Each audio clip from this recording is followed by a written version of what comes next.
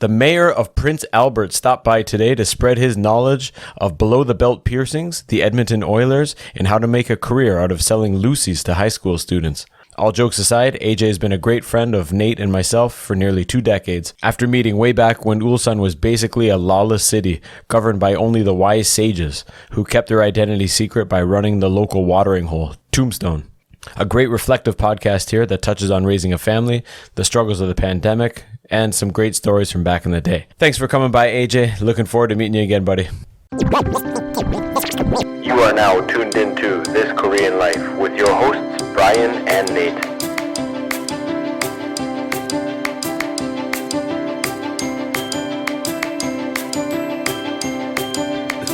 Just started the beginning. All right, ready. Welcome to another episode of This Korean Life. And we have AJ McNally in, #1 Edmonton Oilers fan, in the house for this triumphant return from Prince Albert all the way to Ulsan. Saint Albert. You know, Saints, not Prince. You know what I mean. Yes. A few minutes delayed on the meeting spot there. What happened? Wife said, "Take a bus. It'll be fun. You got lots of time. It'd be fun. She said. Go, see the people." And then it turns out I was supposed to transfer, and I ended up in some village town over there. Nice taxi. After the GS girl helped me order one, and I had to wait 12 minutes for a taxi. That's absurd. Way out there I was. Yeah. So That you were on the way out to my in-laws. That picture of the bridge you posted was going out to my in-laws. I have no idea how that happened. I knew I was in trouble. Well, hold on, to though. the Rotary. There's a trend because this happened a couple of days ago when I was supposed to meet you too.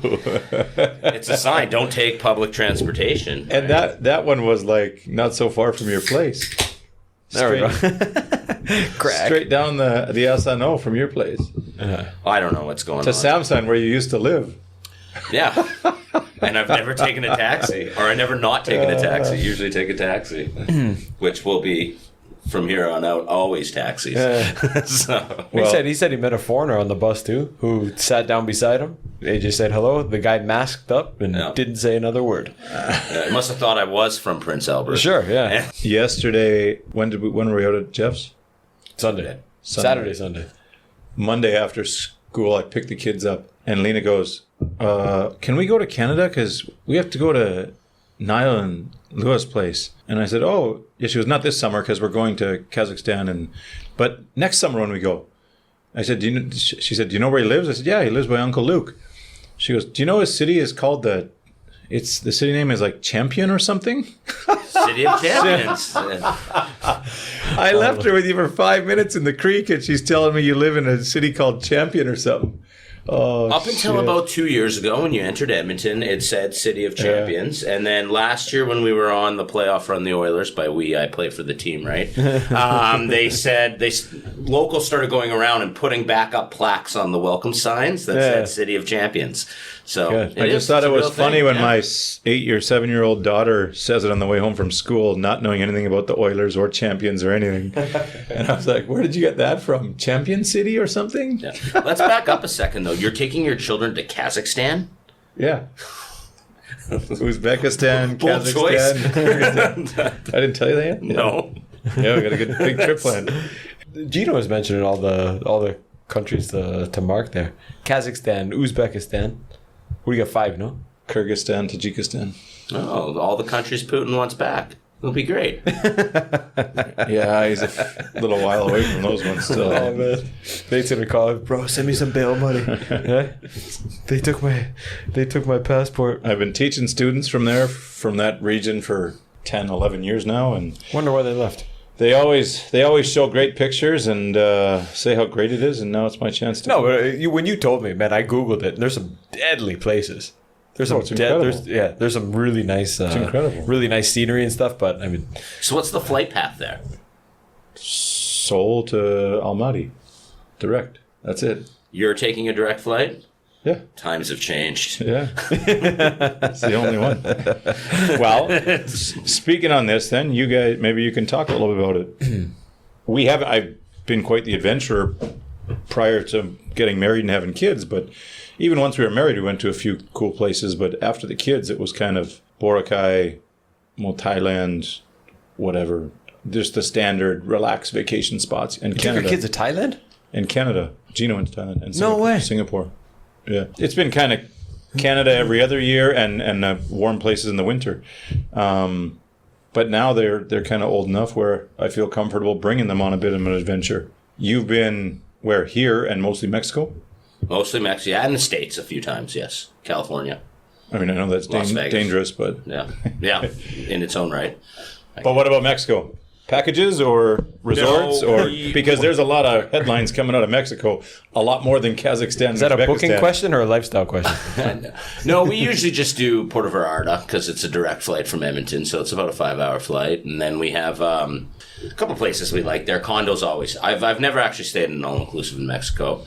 As you guys know, my kid has a nut allergy, so the food in an all-inclusive has been a little bit scary or daunting to us. Course. So having a condo, you can cook yourself, or when you do seek out restaurants, you get a little comfortable knowing the area, seeing the same places. So I think they've been 3 times, which is kind of crazy to think about. But definitely every time we go, we love it, and then we come back, we'll go somewhere else next time. We'll try, and then it's just so easy. It's a 5-hour That's what flight. we did with Boracay. You know, it's so 4 or 5 times, and then I mean, we might still go in the winter, but I need something else, man. I haven't gone to new places since Gina was born, probably, so 7-8 years. I like showing up to a familiar place with a different mindset, or after a couple of years, you look at it with fresh eyes. You can, again, you see the familiar places, familiar faces. I think it depends on how long you go for. Like, if you're going for 3 weeks, adventures or cool stuff like Nate's talking about would be awesome.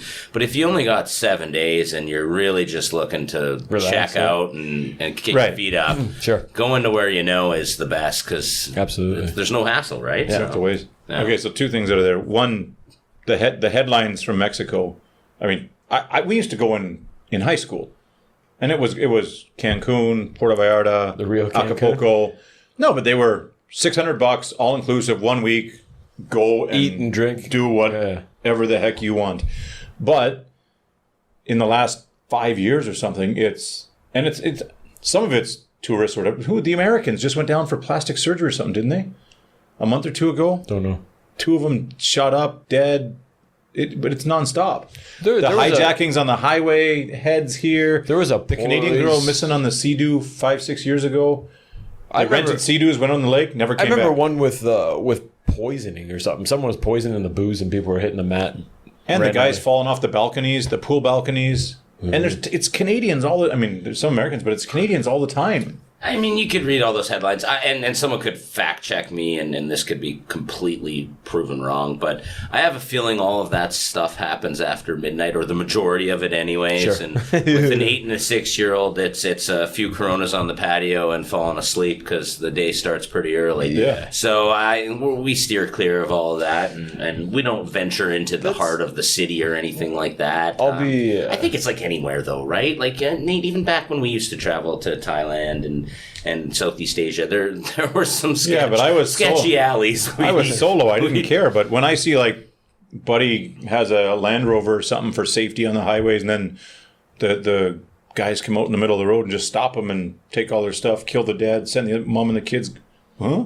Who's going to these places? Are you talking about Turkmenistan? Or like a guy going to the borders of Russia? No, but that's what I'm saying. If you look at the world safety rankings, Uzbekistan and Kazakhstan are ranked higher than Canada, America, and I think that could be a fact check. Maybe we could check that one. But when I booked the ticket. I was booking the tickets, and Hedon said, "Wait, stop." I said, "Why?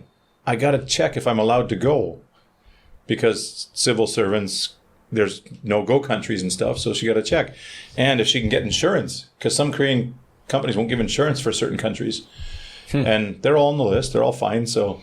Should be no problem. I'm flying into New York, and a lot of my students are like, "No, oh my God, you don't know how dangerous that is. I had a friend or I had a cousin it was the same thing. Like, man, if you're out at 2 a.m. in Central, or what do you call it, in Times Square, looking at a map, looking around like suspicious, like a tourist, you're gonna get it. But I mean, I think your day to day, you should be all right if you're not stupid about it. And some of those Mexico stories, I remember one. I can't even remember. I think they were a couple from Calgary, and they got in some cartel kind of trouble or something, and they hopped in a unmarked taxi, and that's just stuff like savvy travelers would never do. You want to, so I'm not saying they deserved it or anything like that, but there's ways you can prevent it. Sure.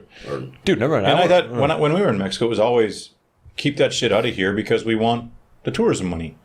There was a certain amount of protection for the tourists to not scare them off. Don't they have things set up like within like a kilometer of the resort? You got kind of the security. Oh, in the resorts and stuff, yeah. But I mean, I don't know how those things go down. The guys fall off the balconies mysteriously or overdoses. But yeah, I mean, there's a certain amount of interest in the government to keep it safe enough that people are going to keep coming. But I was talking to Alina today, and I said, what I've read about Kazakhstan, Uzbekistan is that they don't want any baloney because they're just coming up as a tourist country, and they like dollars is huge in a country that makes $250 a month.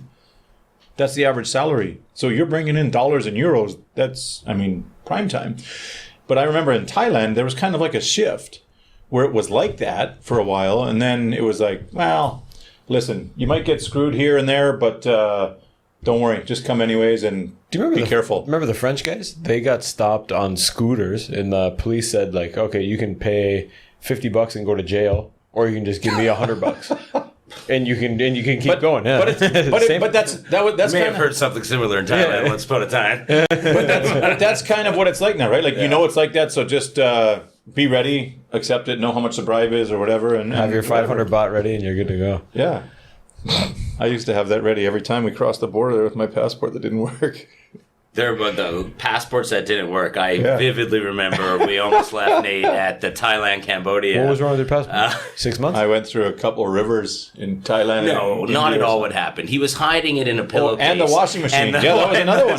Yeah, but that was the end of a long trip. It wouldn't scan, and we were just like, we're in the middle of nowhere in Cambodia on a bus crossing. And we were just like, well, buddy, like, in the middle of nowhere. Travel. By the time I got out, he already managed to secure a big bag of grass. So, I mean, it wasn't in the middle of too far nowhere. Anyways, yeah, I hit it because they say you want room service, or we only do room service every third day or something. Said, no problem.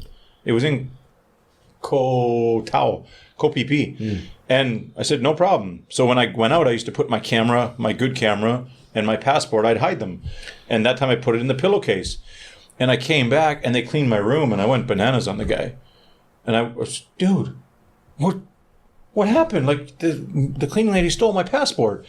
There's no room service today. Not till 2 days later. What's going on? And he said, no. Oh, I don't know. Let me check. And I was like, no, she stole it. I know she stole it. There's no way. She would have changed the pillow. It would have fallen out and she would have... And the guy says, well, let's call her and ask her. She's like, never saw it. And I was like, bullshit. It was there. Bullshit. Here it is in my industrial dryer. And the manager's like, well, like, what did you do with the laundry? She's like, well, we washed it and it's whatever, drying or whatever. Go to the laundry room, check the laundry, and my passport's soaking wet in the pillowcase, like just crumpled up like a frickin' newspaper. Oh, no. And I was like, holy shit. Thank you that you didn't take it and for not lying, or maybe she thought it was funny that it would go in the wash. And I was like, but dude, I want to be able to leave the country with this. Yeah. And he goes, no, watch this. And he buries it in a bag of rice. And he says, come back in 2 hours. I was like, what kind of trick is it? I know the rice absorbs the moisture, but it came out, it was crispy. Like it wasn't wet and soggy. It was crispy, so but it looked like it'd been all crumpled and wrinkled up. So the next whatever countries, it just didn't work. And then we went to Russia with Petey. That's why I still had that. You didn't get a new one? No, I still got a new one. No, if it's still got 3 years left on it. Still had a couple of years on it. Oh, that's funny. Back to the vacations. You say if you're going for a week, go somewhere comfortable, whatever. Is that the typical vacation mindset at home? Because it's kind of something I think I poo-pooed in the past where, you work your ass off all year. Hey, it's cold in the winter. Let's go to Mexico, Thailand, or Jamaica, Cuba, whatever, for a week.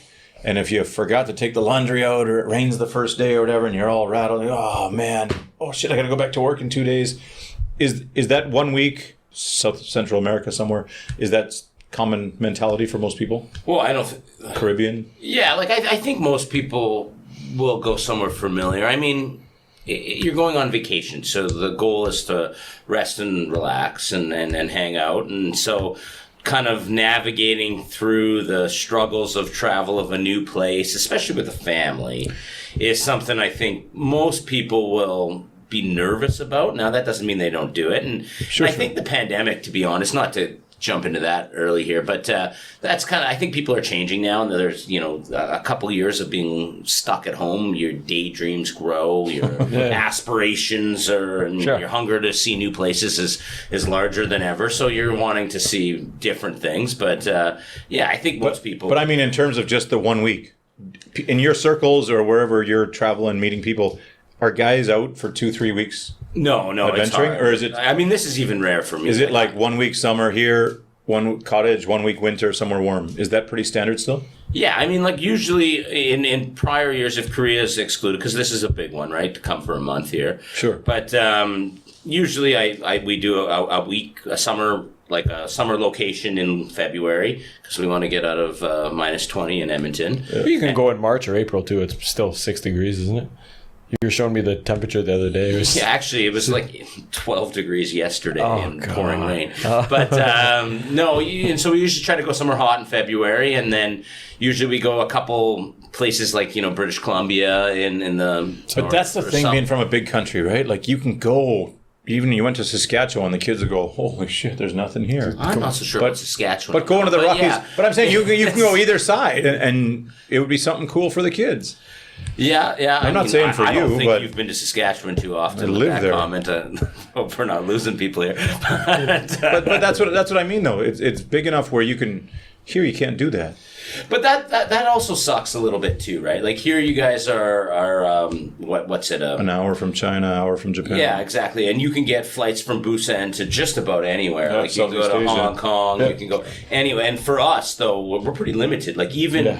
It's Los Angeles is 3 hours, but like New York is 5 hours. So like if I'm pacing up New York or Mexico every single time, right? Like, or even Toronto. Like I don't really, let's go to Toronto. Right? But hold on, though. But I know what's the draw there. I kind of look at like that too, where you're 6 hours, 8 hours from Europe, if you want to get out somewhere a little bit different. But how about Yellowstone? I mean, all over the Rockies, British Columbia. I mean, there's all kinds of Yellowstone California, would be like a 20-hour drive. But yeah, it's. But they're all over. I mean, there's beautiful, beautiful places. I grew up in Edmonton, and as weird as it sounds, it is like 300 kilometers from the Rocky Mountains. I've gone up and down. Like my parents were really awesome. I grew up skiing. We did a lot of skiing. We went on a lot of summer trips to the mountains. I take the Rockies for granted almost a little bit. Yeah. My kids even now, even though they're super young, they've been so many times. They don't see that as like a vacation. They see that as more as like a weekend trip. Yeah, leisure. So it's a little bit. Yeah, you're right. But I think that kind of thing is more accessible back home. Where here the weekend trip is like the same 6 places. I mean, there's a few more, but I mean, at home if you're driving 5 hours, you're going 600-700 kilometers. Here you drive 5 hours, you're going 250. Oh yeah, totally right. So it's kind of those. Been here a long time, but those are still frustrating when it takes forever to get somewhere. People at home have way more vacation though than than people do here. So maybe, right. But I think the summer kind of eats that up, right? Like if you got 3-4 weeks, you're doing a couple of weeks at a cottage or something in the summer. Or? People do. We subscribe. I mean, we don't have a cottage, and that's I'd love to have a place, but like.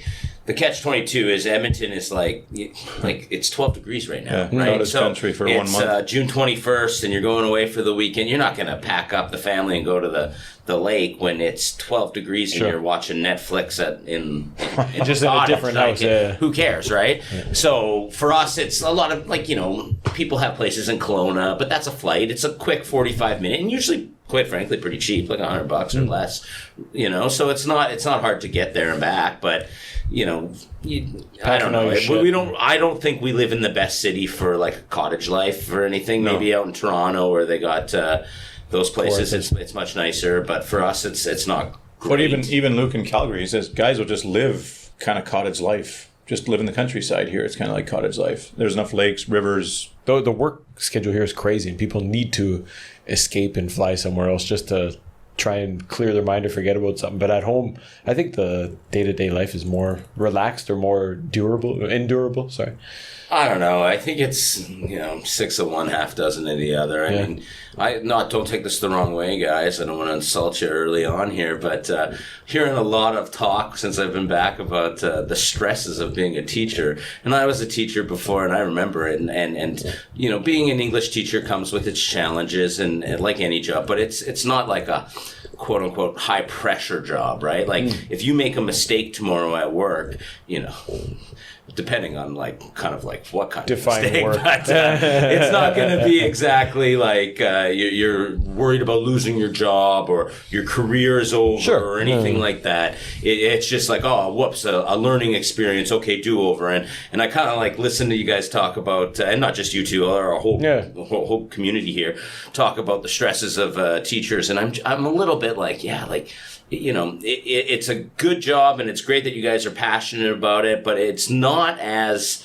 stressful as when I lived here and experienced it. I thought it was stressful. Then you go back and you get in the corporate world, and there are some things where you're like, hey, if I mess up, it's gonna all of a sudden be like a potentially. But here too, when you talk about push the button. There you go. Now hit the one right next to it. Yeah. Yep. No, get the little oscillation. No, but have you been complaining and stressing or what? I don't know who he's talking about. I don't know what No, but I think we've been talking about. Well, we went out with your teachers, Nate, there the other night from your school, or hold on. I think you when you say teachers, you're giving a blanket statement, and maybe you're including some Hagwon teachers where the they fact have that you're kind of differentiating them is exactly summing up my point a little bit, right? Like, there's not a huge gap. Like a Hagwon teacher or an elementary school teacher or a university professor, at the end of the day, if you teach them the grammar wrong, it's not like but in terms huge of mistake. I think you were talking about in terms of the stress part. You lose sleep over 12 right? weeks vacation vs 10 days is a lot different. Well, I'm like, I think Al's got 3 months off. Yeah, exactly. 20 weeks. Yeah. So I don't know where the No. Who was saying about stressing? But hold on. The day you're talking to the day to day. Yeah, I think it depends on where you work and your general approach to teaching. Mark wasn't saying he's stressed, is he? He works 3 hours a week. Mark's never been stressed He in his didn't go life. to the uni for two semesters. 3 hours a week in class. No, but we were up with your guys' Nate's colleagues there the other last week, and correct me if I'm wrong, but you guys all had like your last day of finals the next, and everyone was like, I can't wait for it to be over. I can't wait for it to be over. I can't in the corporate world, so to speak. Like there's never there's kind of mountains and valleys and busy times and not busy times, but you're always kind of on that level where every day it's you gotta perform, and you got to be on your toes a little bit, or else you could be replaced, or your progression could be halted or whatever, right? Yeah. Whereas I kind of think like in the Korean lifestyle here for foreigners that are teachers, you definitely have that more leeway, but also you're kind of more your own boss in a way, so you're never really there's no oversight, a lot less responsibility. Do your job. Rinse, repeat, do your job. Yeah. There's not a lot of So when you pressure. say, to bring it back to the vacation thing, when you say I need to check out a little bit, and that's at home too. I kind of feel like sometimes at home you really need to kind of When I said that, I was thinking the typical Samsung or Hyundai worker who goes in and grinds balls for their salary, and it doesn't matter if they work 10 hours or 12 hours a day, they're getting the same pay. But that's the I gotta get out of here. So it's been a while, obviously, since I lived in Korea, but I remember when I was here. You'd meet those, and I taught a lot of those guys, right? That was my gig, that was teaching the business adults. But I always felt like they were so stressed about everything, but really, the 30-year-old couldn't get the management job until he was 50. Sure. It didn't really matter. And I always kind of felt, is that still the same structure, or is it changing? Very similar. There are some other, when did I finish SK? Maybe 4 or 5 years ago, finished at SK. The newest vice president was 43. I said, Mr. Kim, isn't it difficult to approach your elders and tell them what to do? Because the Confucius culture doesn't really allow for that, especially the company culture. It's just ingrained in these guys. Yeah, I encounter lots of pushback. But I also got this position based on merit. Yeah. And he was in procurement, and he got projects off the ground and fired up faster than anybody ever seen. it's and that's why shifting, he just kept jumping spots, because he was so efficient at getting shit done. And I think now there's been quite a big change.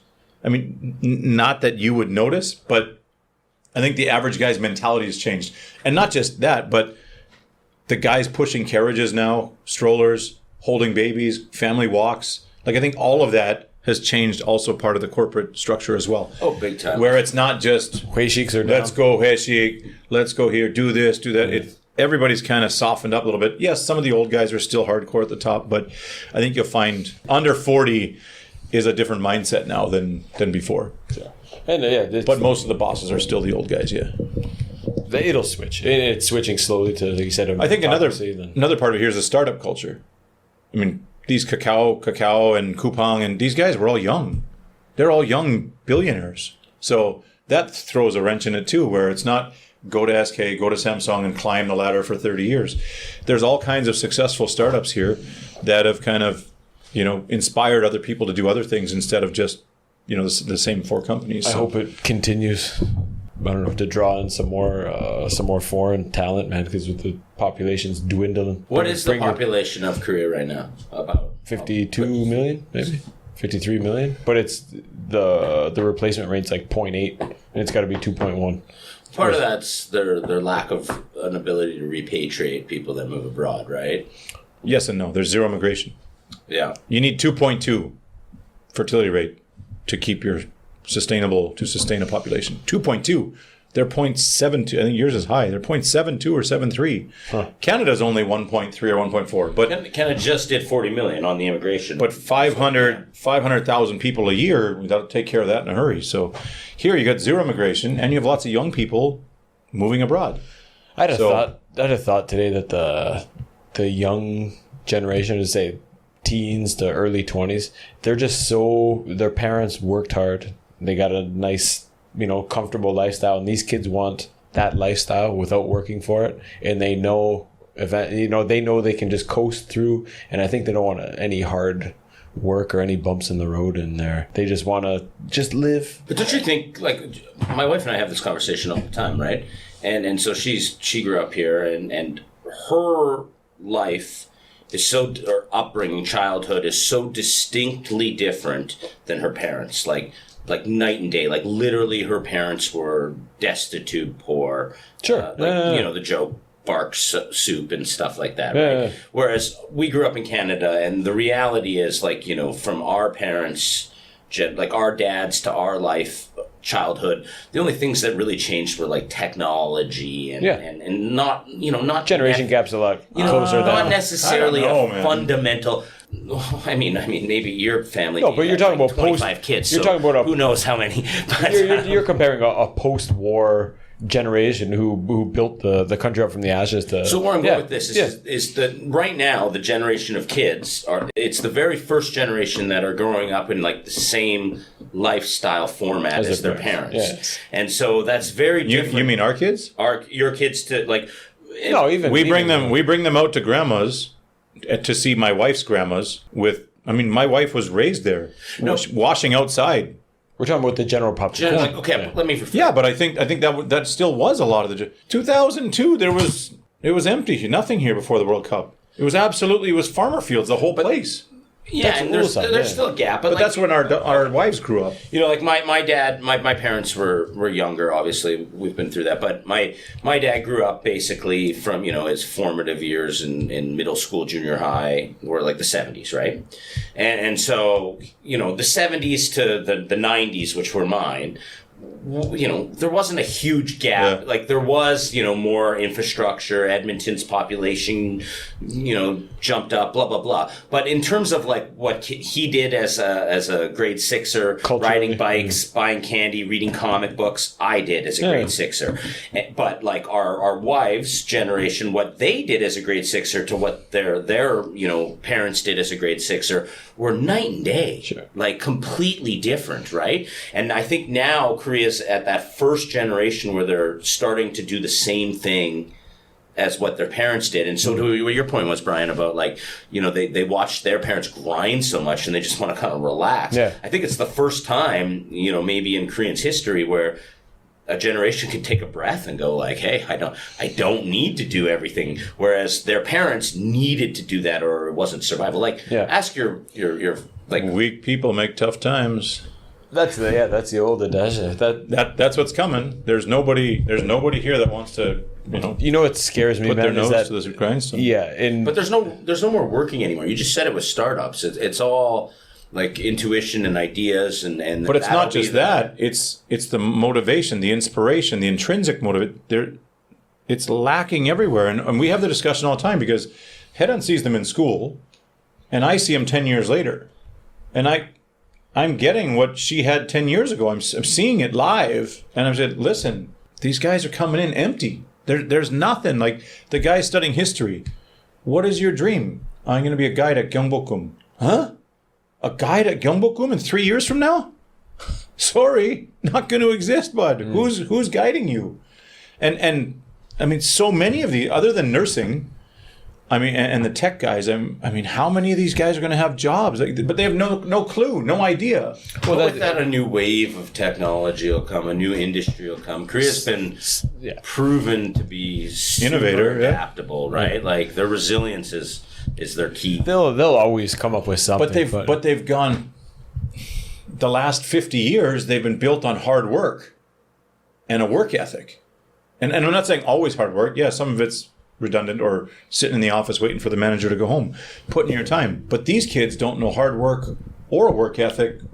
I think lack the motivation and inspiration. Every single generation since like 1800, since people have been writing, they've been writing about the shitty young youth that doesn't do anything. You can call that, but if you ask our parents, do you think we held our own growing up? I think my dad would say absolutely. Most of the kids, I mean, just training for hockey alone, being passionate about something other than this.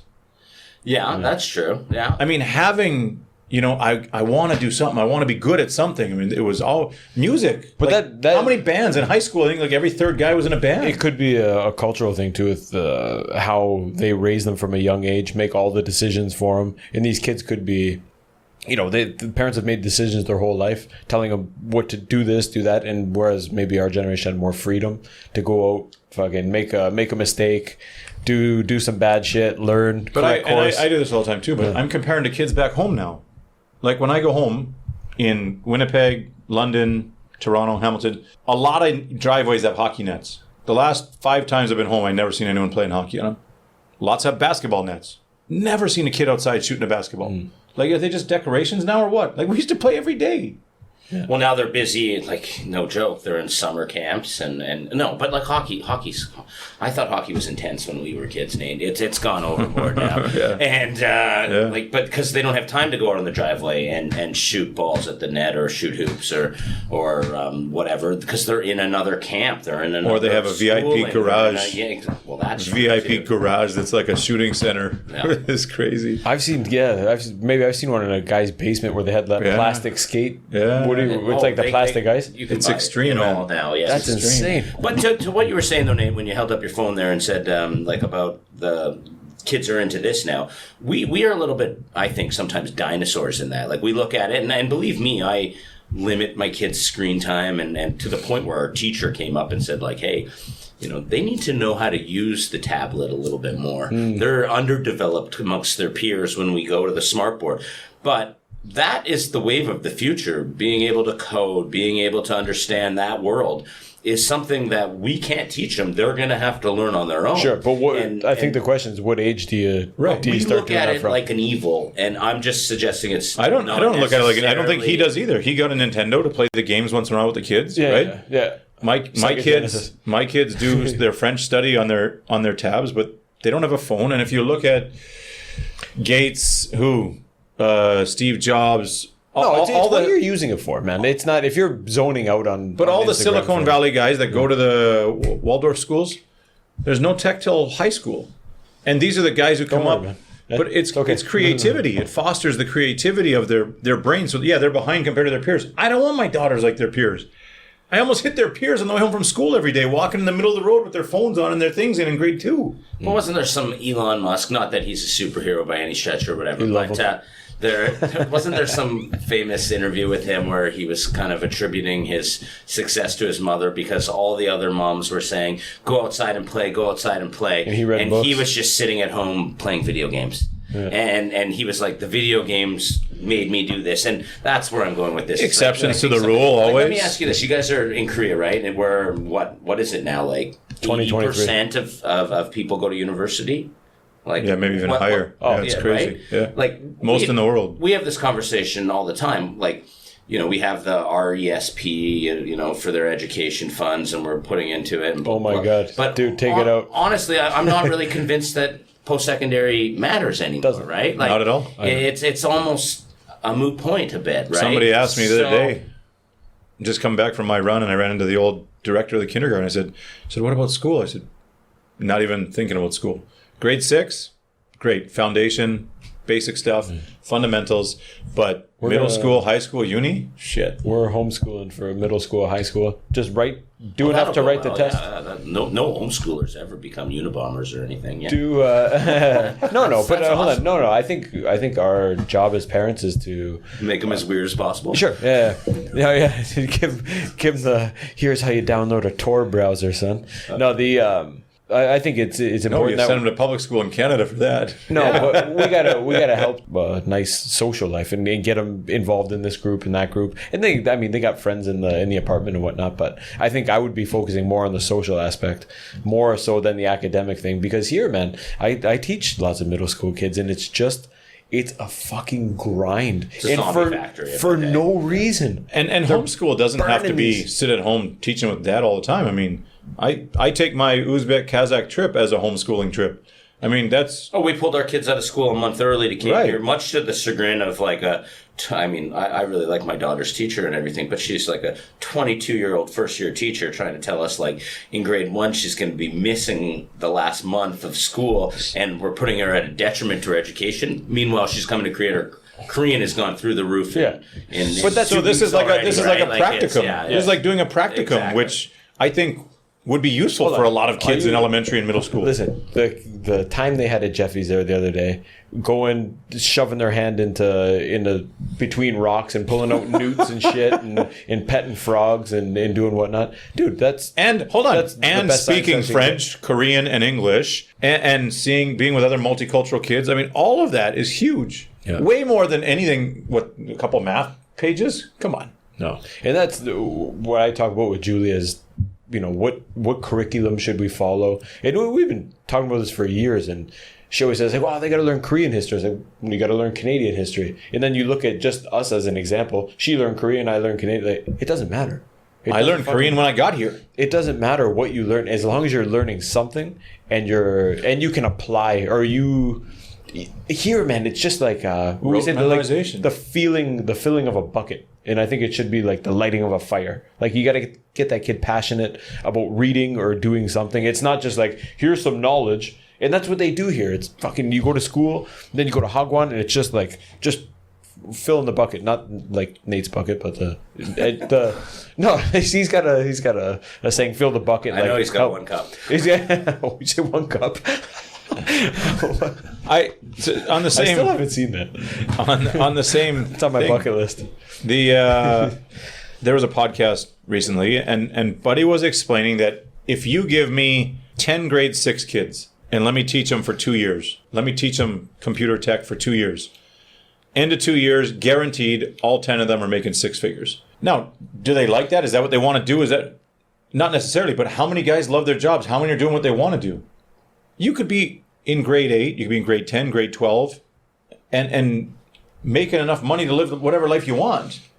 So what I appreciate some of the value and some of the stuff you'll learn through going through university, but it's completely changed now. Oh, I and love high school is the university. same. I thought it was the greatest time, and I barely actually went to any classes. And It's more It's more teaching social you how to- aspect. and in all seriousness, it afforded me the ability to come to Korea and get a job, and then I never Experience, thought of life myself as a experience. traveler. And Now you're a all of hot sudden shot on a come here and, podcast. Huh? Yeah, with a couple aunts and uncles listening. But it's Our numbers are through the but roof. back back to the homeschooling though. Don't you aren't you worried that if you homeschool them, that will your kids are already Minorities. here, right? And won't that more alienate them from their peers and put them at a disadvantage when they do have to enter the workforce, and they do have to enter, not even the workforce, the adulthood, that they're going to be a little bit behind? So I mean, if they're staying at home all day, but they're going to be working Right. in a work environment. How do you interact them with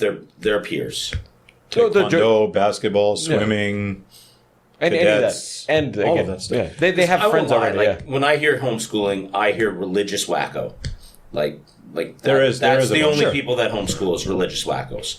Because they want to indoctrinate their kids. But hold on, all the actors' kids are all No. are all homeschooled. There's tons and tons of people. There homeschooled. is that aspect. So of all it. the Scientologist kids are, Some of them, yeah, for sure. So just But there is that if they want to put their own, they want to put their ideals and morals or whatever into their kid. But mine's not about that. Mine's not subjecting them to a fucking, like you said, the zombie factory where it just go in. That's the thing. fill Like, with would you knowledge, argue that go that's outside. that's a long. But would you time. argue that that's better? Like, there's no way in hell that could possibly be better. Dude, finish school 9-10 o'clock at night. But okay, And if you want to feel good about yourself and have a decent grade, not be the dick of the class, you got to go to Hagwons and study until midnight. That's insane. you know what though, it's really no different. Like sometimes I think it is insane, but I think that's changing now. Like, look, when we all first arrived in Korea, Saturday was a school day. Yeah. It isn't anymore, Yeah. right? And when we were all, teaching here and it was like Hagwon after Hagwon after Hagwon till 10 o'clock at night. Right. My understanding now is it's kind of more shifted to just like English lessons and what was Marky saying? Math. Yeah. Like it's not as much as There is a 6 shift. hours of Hagwons. Depends what group you're talking about. I mean, the young kids are piano, violin, taekwondo, soccer, math, English. The older kids are still science, math, English, Korean, test prep 1, test prep 2, test And prep 3. it depends too on government We policy. do that in Yeah. Canada. Like Nate, you and I are no different. Like the hockey that we had to do was ridiculous. But hold on, the though. amount of But it's different if you're eating lambion in the 7-Eleven for dinner every night and on your phone every 2 minutes free time you get and getting bussed around like a factory worker. I mean, I loved every minute of playing hockey.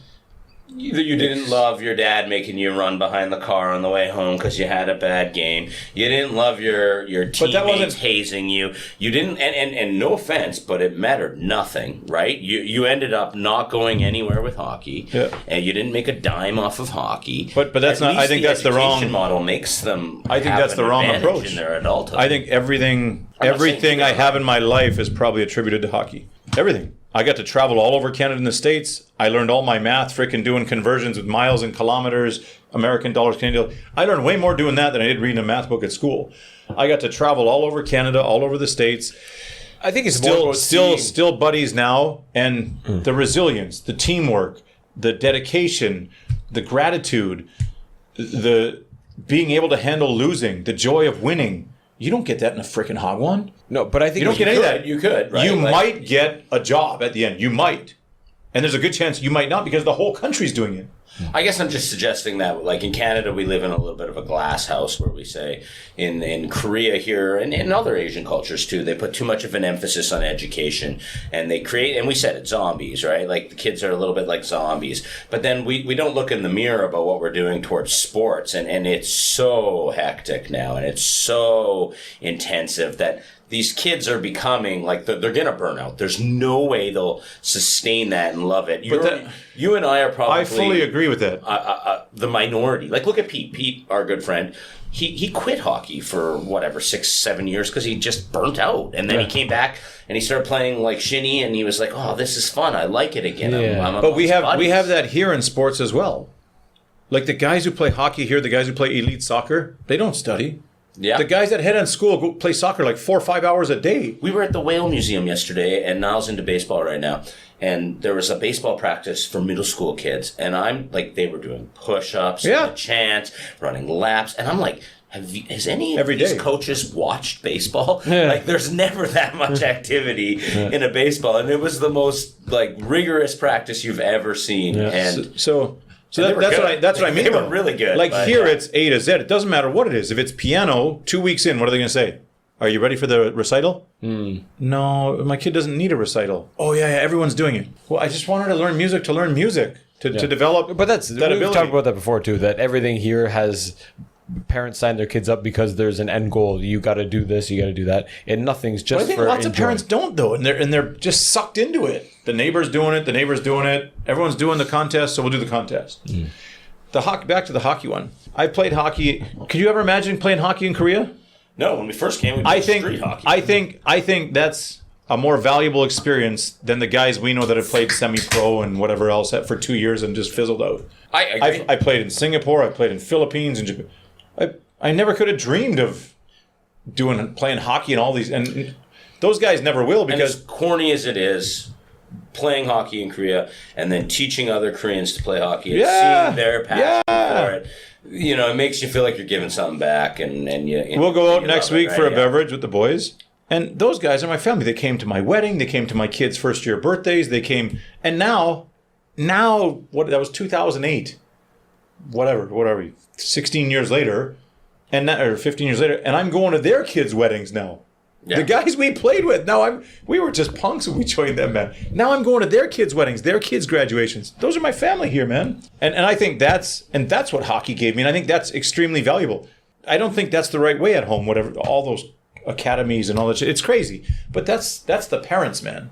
That's insane. But Korea's changed, and not to make this like a pro-Korea topic, Korea's AJ's moving back. changing and going the opposite way, where Hagwons are less important and school's not a Saturday event and stuff. I feel like Canada's going the opposite way, where it's like we're needing to put them in hockey, we're needing to put them in specialized piano lessons, we're needing Because why? Because there's a competitive market for it, and now you got to kind of try to be the upper echelon, or it's not worth doing. Where before it used to just be fun and games, right? Okay, so how much is like?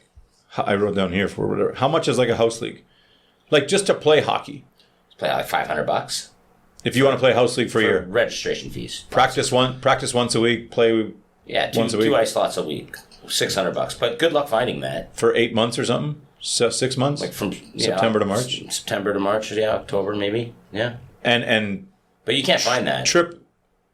Even house. Then why'd you tell me that? I just asked you what it's like. No, that's the- Don't tell me that's- something that doesn't exist. That's Tell the me core something thing. that does. But there's no team out there, even in house league, that only does their one practice, one game a week. Every team does Okay, but that's extra ice time and a Okay. So tournament here, how much is tournament the there. basic hobby package for hockey? About $1,000 a year, I'd say. For how old?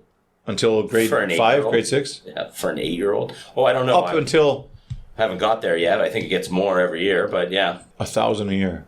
That's not including 80, 90 a equipment and above all of the money side of it, it's the time investment for parents, right? Like now parents are expected to get off work early, get their kid to practice at 4 p.m. on a Wednesday. Like some people, and the way Why don't they build more rinks? That's a good question. You could never fill them. Why don't they just build more rinks? Because the reality is the vast majority of rinks in Canada are public, and public are always tied to an elector. Sure, but that's elected why aren't there more official. private rinks? I mean, it looks like a huge market, especially now. Well, that's what these academies are private, right? I mean, Because you're looking at building a rink that's, you need whatever size of land, and you could do that if you're a developer, and it'd be good for the community, and you make a little scratch, or you could put up a condo Make and $1 make billion way yeah. more money. So that's why it doesn't happen, yeah. but then even tax dollars. But it's not just hockey, though. It's like everything. Like it's Yeah. piano lessons, it's soccer, it's violin, like every Okay, little but thing. hold on. So my sister's kids are doing violin, and this is an example of the parenting we're talking about, which I think lacks all over the world, in the developed world. Good parenting is hard to find. We went to Canada. Gina's played violin for a year and a half or whatever, and she just picked up her cousin's violin and was playing circles around it. And I was like, you guys have been doing this for like a year and a half, 2 years, and you're 5 years old. Like, how come you're not good at this? Is that just the Asian DNA or what is it? And they said, Mom, we want to do it for real. They started taking lessons twice a week, and now they're busking every weekend they're busking in the summer at the like outdoor kind of coffee shop cafe place. I'm at $150. What's the manager Nate taking to that cut? No, it's not. But this is what I mean. Like if you have active parents who seek out these opportunities, those are all learning experiences. They just won $2,500 for their pooper scoop business. Youth entrepreneurs of Oakbank. They go and scoop dog shit after the spring melt. They made thousands of dollars. Now they got the fourth and fifth kid are joining in with the first three. And now they just applied for this contest. They made their YouTube video. They had to get likes or whatever and subscribe and send it out to people and then go and make a presentation in front of a panel. And they won grade 6, grade 5, or grade 5, grade 4, grade 2, grade 1, and kindergarten. Just won $3,500. And I think that's all parenting. Sure. Isn't it? I mean, and hold on. When so pay for the violin lessons, but make it up on the weekend. You know, I have a theory, and this might be unpopular, which I'm never afraid to say. But a lot of parents I find back home are enthralled with trying to get their kids into a million different activities, right? Like Monday is Taekwondo, Tuesday is so piano, scheduled. Wednesday, and it's divide and conquer. And sometimes I feel like those parents truly, genuinely believe they're doing the best thing for their kids. But they're doing it because they don't know how to like play with their kids. They don't know how to like interact with their kids. Yeah. And that's something I think that's going to be missing. And that's where I say like, you know, Korea's kind of going towards the hang out with the family model where Canada's going away from it a little bit is like the ebb and flow. Yeah. You know, we see and Juju and I were the same too. We had a stretch last summer where it was like divide and conquer. We didn't eat dinner together until Saturday. Yeah. Monday, I was with one kid and it was like Taekwondo art class and then the other was swimming, blah, blah, blah, hockey, blah, blah, power skating, blah, and it never stopped. And on Saturday, we'd have a meal together. And it was like, oh, okay, this is Saturday, Sunday, right? Yeah. And we just finally said, like, this is nuts. Like, we're not even together. We're not doing anything I think some of that's good some of the time or for certain stretches of time. But it can't be the base level all the time. And there is a keeping up with the Joneses element to it. Like, oh, you didn't put your child in art class? One beautiful thing. Know, stuff like that, right? One beautiful thing about living here, we can kind of live outside of the system. Exactly. And you don't have that's totally true, right? It's a huge... And it gives the wives, too, it's less pressure on them, where you can just be like, tell them I said I don't want to do it. You know. How about tell us the kids' school schedule? Like Lewis grade 1? Lewis grade 1, Niles grade 3. So what's the start and finish time? 8:30 to 8:45 is first bell and 3:20. 3:20. Same. So, when I went to school. Same as what? When I went to school. Same. No. So do you know what our guys do here? No idea.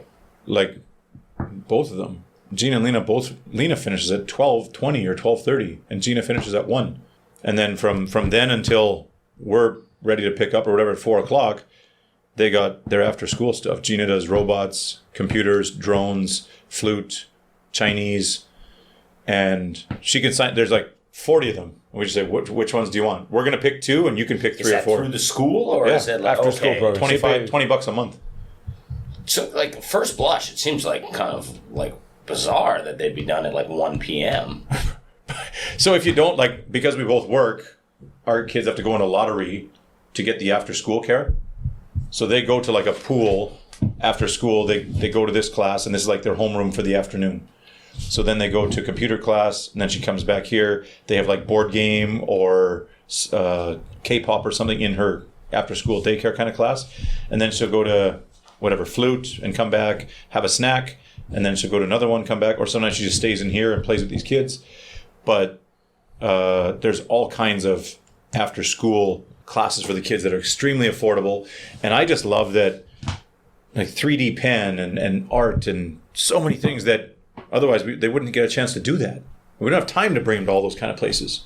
They're exposed to lots of things. And that's, I mean, why I love elementary here. We talk about it all the time. It's a great elementary, but it's a hard left at middle school. At middle school. Extremely hard. Well, but that's changed too. Middle school 1 is kind of a joke. No, they're back to tests. They are back to tests now? Absolutely. From next year, they're going back to... Because they took the tests out and it was kind of like hang out. And also, I think one good thing still is that you have an option to drop out of middle school for one semester and kind of find your goal or look for a path or get some get something or get interested in something or Drop go down. out, like you can just go busking. Sabbatical? What the hell is Yeah, happening? no. I think you have to submit. I would imagine you'd have to submit a plan that gets approved or regulated by the school. But yeah, you legally can take one semester off to do whatever. So if we, like you guys could do, right? Does Tone come home at 1:30? I think his latest class. He's a year older. Oh yeah. Technically, so, And it gets a little heavier there. Yeah, maybe 2. maybe he's off at 2, and then they do piano after, so they're home. Oh no, it might be 1:30. Yeah, I think he comes home late as 2:30. So that's the thing. Like, if you don't send them, like, if I wasn't working, I could have my kids home at 1:00 every day. It'd be deadly. I mean, you get tired of them, but I was like, yeah, that's a little much. Yeah. yeah. They do. Let's be real. But on days when I finish how am I at, going to go golfing if they're home? on days when I finish at 3, I can get them right at 3 if they don't have one of their things. But the other kids with moms that don't work, they can't go to this after school care in the school. They can't go to this. So all of Gina and Lena's friends all go to English Hagwon from 1 till 3. All of them. And Lena's buddies. And then from 3 to 4, Taekwondo or piano or something else. But all of them go to English Hagwon from 1 to 3. And they don't go to that, so they get to stay at school and do all those fun ones. One glowing person who quit high school is a local girl who owns a donut shop with her mom. She just said, "Fuck this, I'm done." Wrote what is it called, like a GED or whatever. She passed the high school In test, grade 11. got her A diploma. year early. Yeah. Yeah. And then opened a donut shop with her mom. They just opened a second location, dude, crushing, doing great. And So they have a third location. She's in Lotte department store now. yeah, but look She's got from donuts to sandwiches to coffees and special drinks. That's family money, right? Like, No. Let's be real. You can't open up any shop unless you have money. Her first shop was next to Jeffy's place in a rundown building, probably the cheapest rent in that part of town. And it just started going wild on social media. and she could be a lucky case, but I mean, what? I don't know. Her What mom didn't even know what education? she was doing, though. That was all her, man. Her mom was just there, like, to sign the papers or whatever, because she learned how to cook on YouTube. She wanted to go to the CIA in America, Culinary Institute of America, and now doesn't need to go because she's become kind of famous here for her recipes. And they're all unique donuts that you wouldn't find anywhere else. They're Well, look at- completely unique. But if you compare her after however many years of running that and the kids Peers. that are her peers that are the same age, who have gone through the traditional school route and have a 4-year degree, who's learned more? She's learned about managing a business, managing her money, you might want to call them like soft skills, that just existing in the world and in problem solving and getting over, here's an obstacle. How can I get over now it? she's at the department store with like Ajumas and university kids working for her, and she's like 19 or 20. Yeah. And she's the boss, man. Do this, go here. Come on, how come you? She's running the show, man. I take an example here when I talk to the moms. I'm like, what's the dream for the kids or whatever? Like, what? First, it shouldn't matter, but they all have these goals or dreams for the kids. Anything. Okay, taxi driver? No. Why not? Finish high school. You give them a loan for a car, and this guy, most of them make $3,000 to $4,000 a month.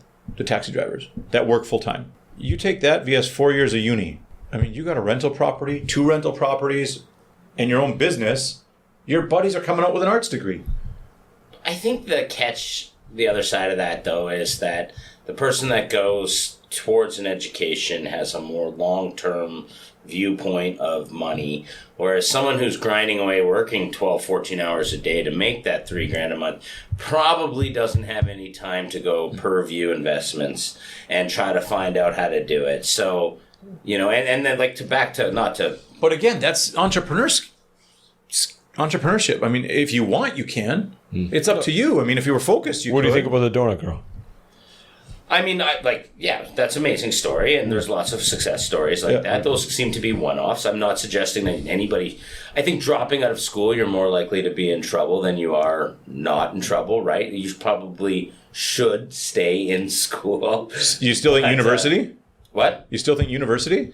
No, I don't think university necessarily, but I think if a kid's... This is my personal take. If a a kid's getting out of high school and they're undecided in life, go to university. Sure. And part of it is, and why I was kind of like, a little eyebrow raised with your homeschooling thing there, is like, I think there's a lot of value in going and seeing what your peers think and seeing where their headspace is at and learning from those experiences. And like, really, like, you learned a lot when you were, no matter where you are, 18 to 22, you learn a lot, right? You learn life. So I do think university is great, but in terms of actually, like, if an individual's ambitious and has a goal in mind, yeah. Like I look at my own university career path, and I didn't take anything from it. Like, if you're focused and you know what you want, I was more focused on getting a girl than I was ever getting an A in a class, right? But I was also 18 and didn't give a shit. But then I look back on it and I kind of regret not taking those classes seriously. Like, 100%. It'd be great to go now. Like, if I won the lottery, that's why I would go to university. That's why I love my master's. My master's was fun awesome because I was like, this is a breeze. I signed up for it. I chose what I wanted to do, and I did it, and it was enjoyable and hard, but easy because I'm not going, what am I doing here? I mean, his was the same, challenging, but enjoyable. I did mine through the pandemic, and it was, I overcame a recurring nightmare that I'm in uni, and I wake up, and I'm like, oh no, I'm not ready for my test. Man, that I swear to God, I had I've had that same dream 1,000 times. After the Masters, it's totally gone, man. Oh. So when we were traveling in Southeast Asia for over many years, I kind of, because my parents taught me, I'm going to take a year off between high school and uni. For the record, I'll jump in. A lot of the things I saw in Southeast Asia, your parents did not teach you. No, but I'm going to take a year off between high school and uni, just to figure out, work, whatever. No, you'll never go back. You'll never go back to school. You got to go straight in. We went to Southeast Asia, and I mean, everyone's got a backpack or something that's similar to backpack, except the 20,000 British girls who have these huge wheeling carriers on the beach going, oh, AJ, can you carry this for me? Or whoever their high school Opa was. Can you carry the... Why'd you think your carrier with wheels was going to work on the beach, honey? They learned a lot too. But now I would think I would encourage my kids to go for that gap year. And that was standard. I mean, everywhere we met was just gap year. But Brits. they do that here. The girls do that. The guys go to military. Like my wife went to... Which is another conversation, yeah. My wife went to Australia. She went to Canada. Just like in between. Yeah, so did my wife. Yeah. But that's not I common. That wasn't part common. of the reason why we ended up with those girls too, yeah, right? Like, that's not part of the... They were more accepting to... But hold on, now... Open to... Now with uni kids, they're going on every summer vacation. Winter vacation is let's go to Boracay, let's go to the Philippines. Summer vacation, let's go to China, Japan, Turkey, wherever. Snake. But I just say, I used to think that maybe I thought it wasn't a good idea because that's what my parents taught me, not to take that break. And I was like, yeah, I wouldn't go. If I started traveling after high school, I wouldn't go anywhere. I'd still be busking in Thailand on the beach. Oh, yeah. But I'd still be there. I was part of the double cohort year. Do you know? Well, we didn't have to do OAC. OACs, yeah. Yeah, we didn't. Grade 13 academic credit. Grade 13. I was the first. We finished in 12. Yeah, we had just smarter, I guess. Yeah, I guess so. We don't need a. But I went after 12. But I had some friends who went back. They call it the victory lap, and they went back to high school for another year to play football and hang out. But I think if I had done that, play sports as an overage. Wow. No, everybody did OACs. I did. Yours was last year. I think they were phasing it out the year after mine. But our parents taught us when you're in grade 11, you take your OAC credits, so you graduate after grade 12. It was not.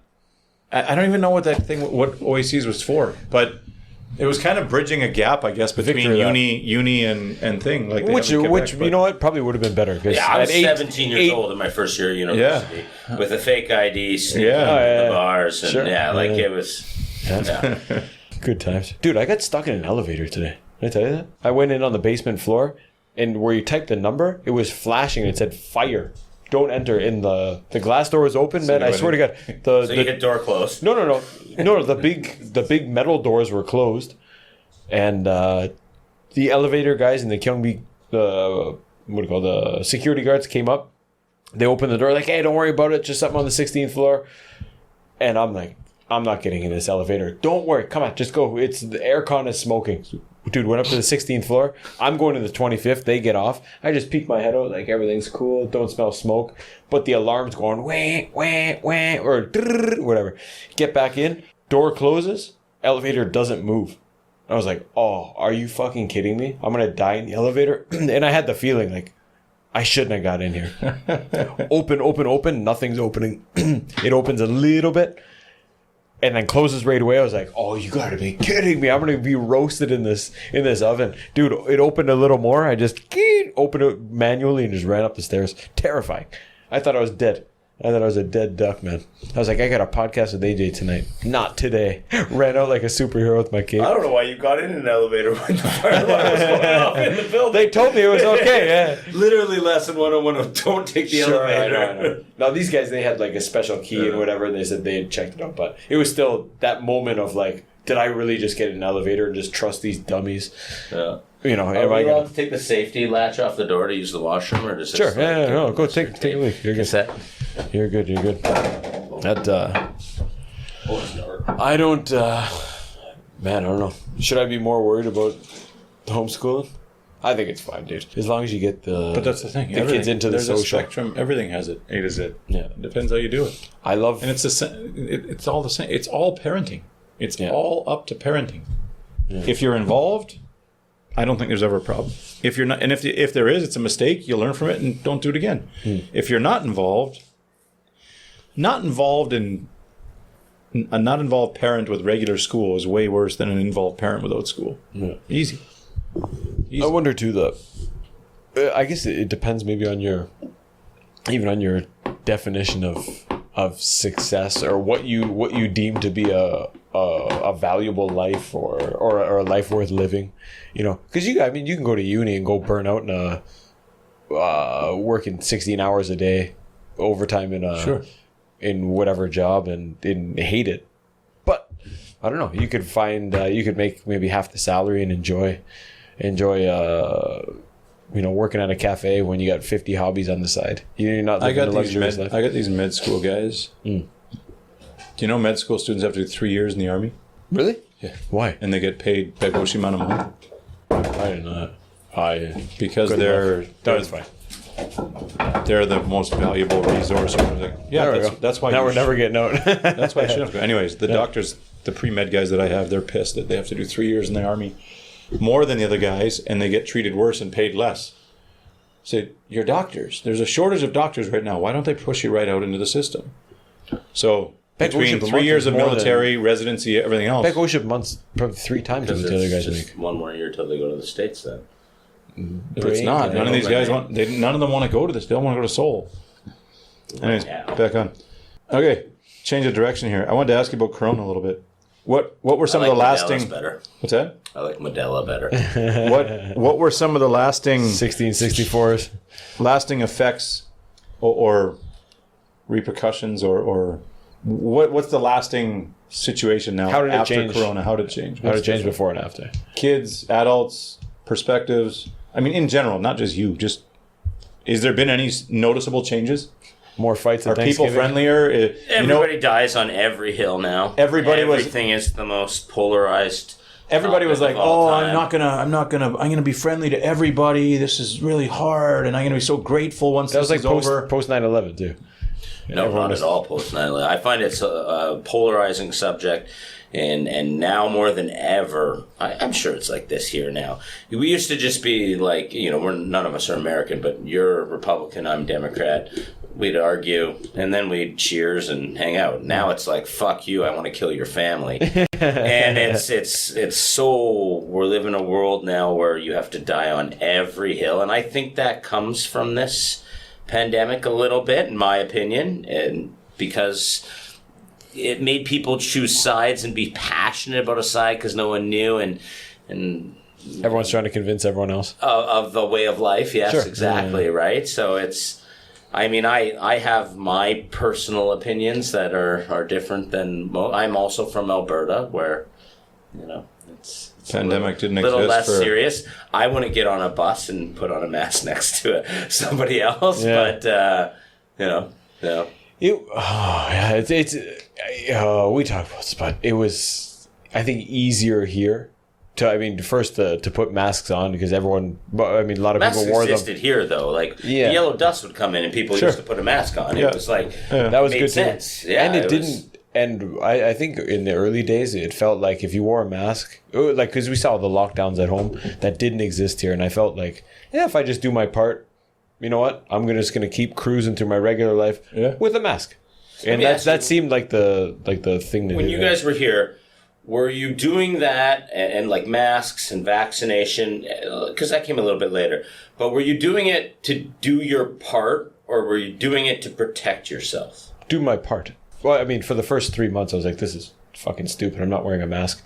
And I had a couple neighbors like, I should probably put one on. I was like, no, I'll be all right. And then I ended up putting one on. And I think I don't know, with the information we had. We were in a different position because it went wild here at the beginning for like a week or whatever, and then it was like there was some anxiety, but it was chill compared to the West. The West went absolutely bonkers, Well, it's and we didn't we didn't start getting vaccines until like 8 months after you guys did. So we got to test out we got to watch and see what it was like, and the kids never had to get vaccines. Your kids didn't get vaccinated? No, Your kids did? Oh, yeah, we had to travel to Mexico. right? Our kids didn't get No, vaccinated. fuck no. Yeah, No, it never came to that.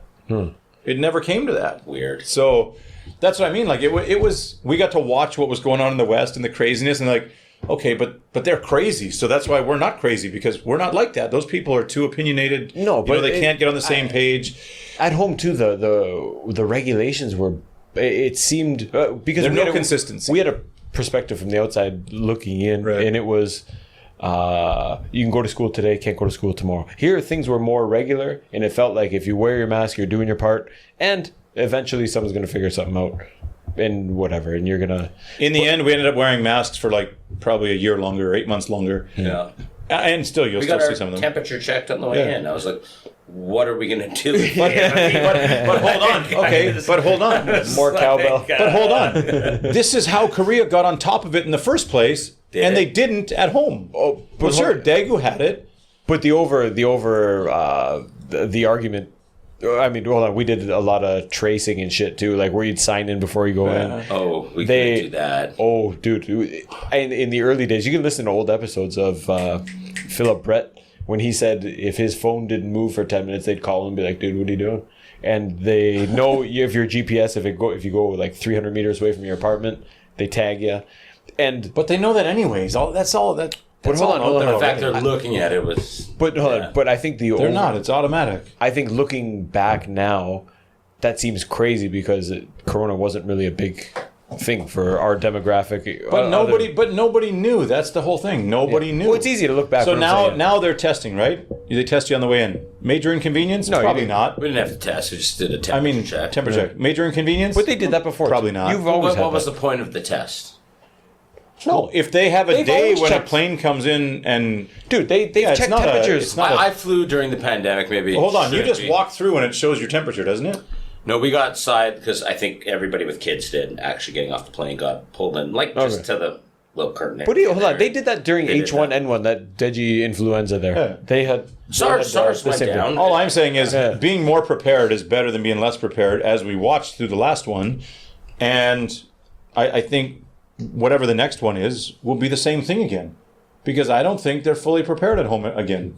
I don't know what they've learned. I don't think they can and I think ever be it's prepared. so divided still, where these guys are going to say do this, these do this. In Korea, they just say, let's do this. And everyone says, okay. let's do Contact it. tracing, right? Like in Canada and America, especially, you can't do contact tracing because that's an infringement on privacy. huge. Dude, they would send... And here, it's like they didn't ask if anybody they would- wanted to do it or Hold on. not. It's just they would done. send like male 24 like in the early days you'd get a list, you'd like male 56 years old, lives in this lives near this area, traveled to this cafe, this place, this Norebang. place, this place. 2 in the morning, Two in the- Samsung double pole Norebang. And you're like, hey, that guy lives in my apartment, doesn't he? So I went to Vancouver Island, I'll say March of 2021, so right before the vaccine came in. And at that time, travel was restricted to essential only, and I thought it was essential that I went golfing with some friends. And so we went, and I got the phone call from the contact tracer 14 days after I landed saying the guy behind me in the seat had COVID. Yeah. What was the point of that waste of resource and everything? Useless. Like even at the time, I was like, okay, I'm fine. I've been fine for 2 weeks. They were like, you got to go get tested. I'm like, no, I don't. Yeah. Right? Did you get COVID? I've had COVID 3 times that I know of. I mean, I'm from Alberta, so I mean, tests are a long gone thing. Sure. But Did you have any? no, were you have it was a cold. Yeah. Did you have any recommendations from work for vaccinations and stuff, or no?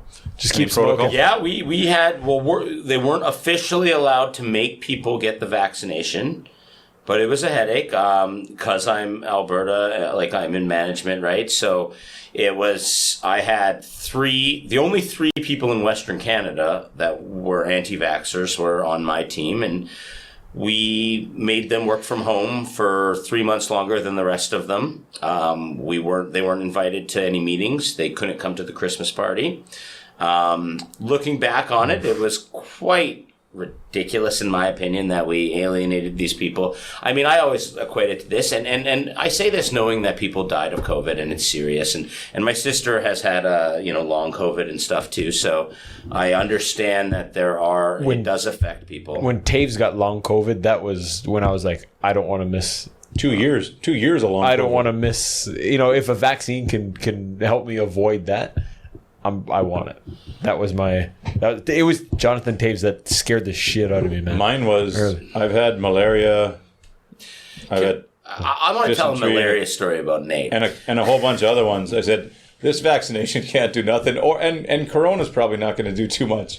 But so I got the the malaria shot. I got when vaccinated. We went to Cambodia. There is no malaria shot. You can get the shot that makes it when you get malaria, it's not as severe. But it's $6. He's like, I've had it 5 And then times. we had man. malaria in Cambodia, and we had a day planned. We had hired Johnny the taxi driver. Angkor Wat, 4 a.m. And or we were something. going around, and he was just puking under the back seat of the taxi. And we were like, "Can we leave you at home?" He's like, "No, I paid for this tour. I'm doing it." You're talking about my brain. And, I'm telling you, those guys told me when you get it a second time, you'll know it.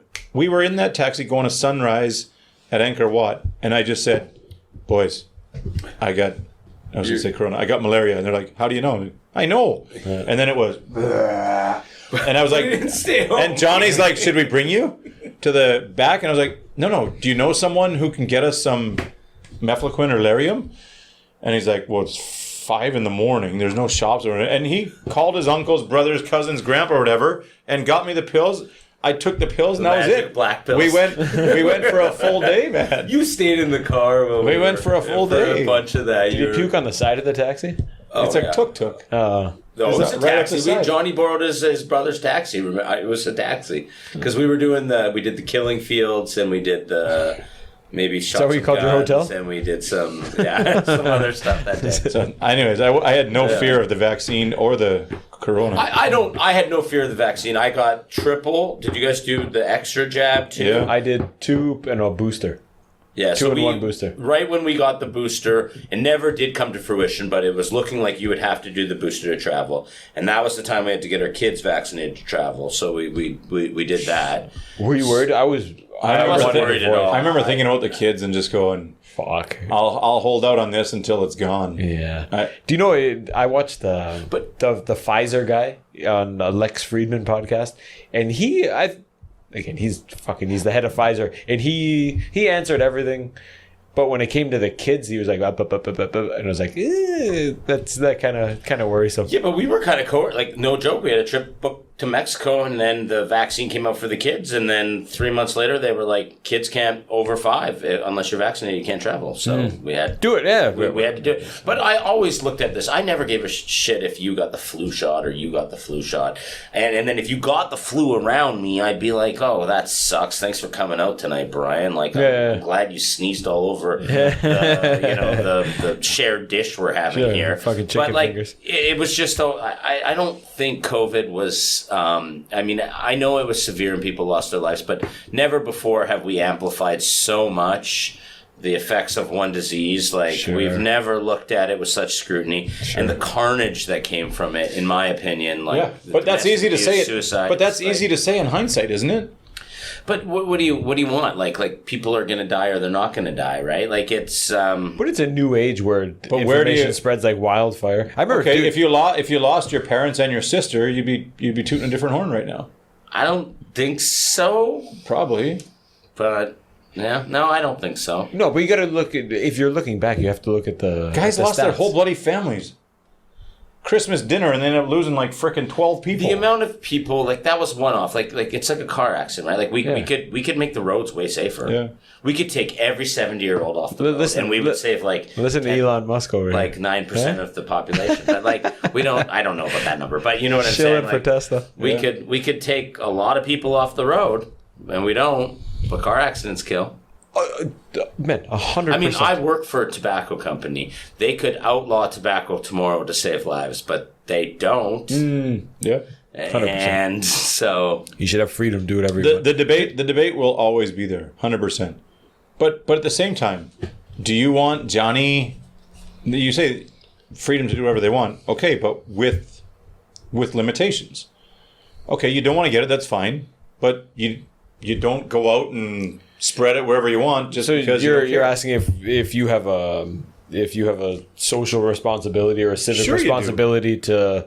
Even when you have a cold, you shouldn't go to school, or at least here they put a mask on. I think that's one great byproduct of the pandemic. Not like there was a great, like something great happened, but it is that there used to be this adage that, like, you know, suck it up and go out to work. And now it's like, hey, if you're sniffling like crazy, like I even on our beer league hockey team, right? Like guys used to show up just like gross, and you're bending feel down great tying after. skates, and they did it like just like Nate's right. You would feel great because you sweat it out. Yeah, You'd be good. I But feel now awesome. guys know, don't show up because I'm going to get 10 other guys in the room sick. Sure, yeah. So it's like, okay, And that's not I'll a big stay at deal. home, and that's But it's good. that your kids get sick, then you got to stay home from work to take care of your kids, and it's just this whole domino effect. So it's nice that people are having like a second guessing of like, hey, I'm sick, I should stay home, instead of that like, I'm sick, I should grind it out mentality. Right? There's a couple of So- guys that have been sick for a few years though in Alberta, haven't they?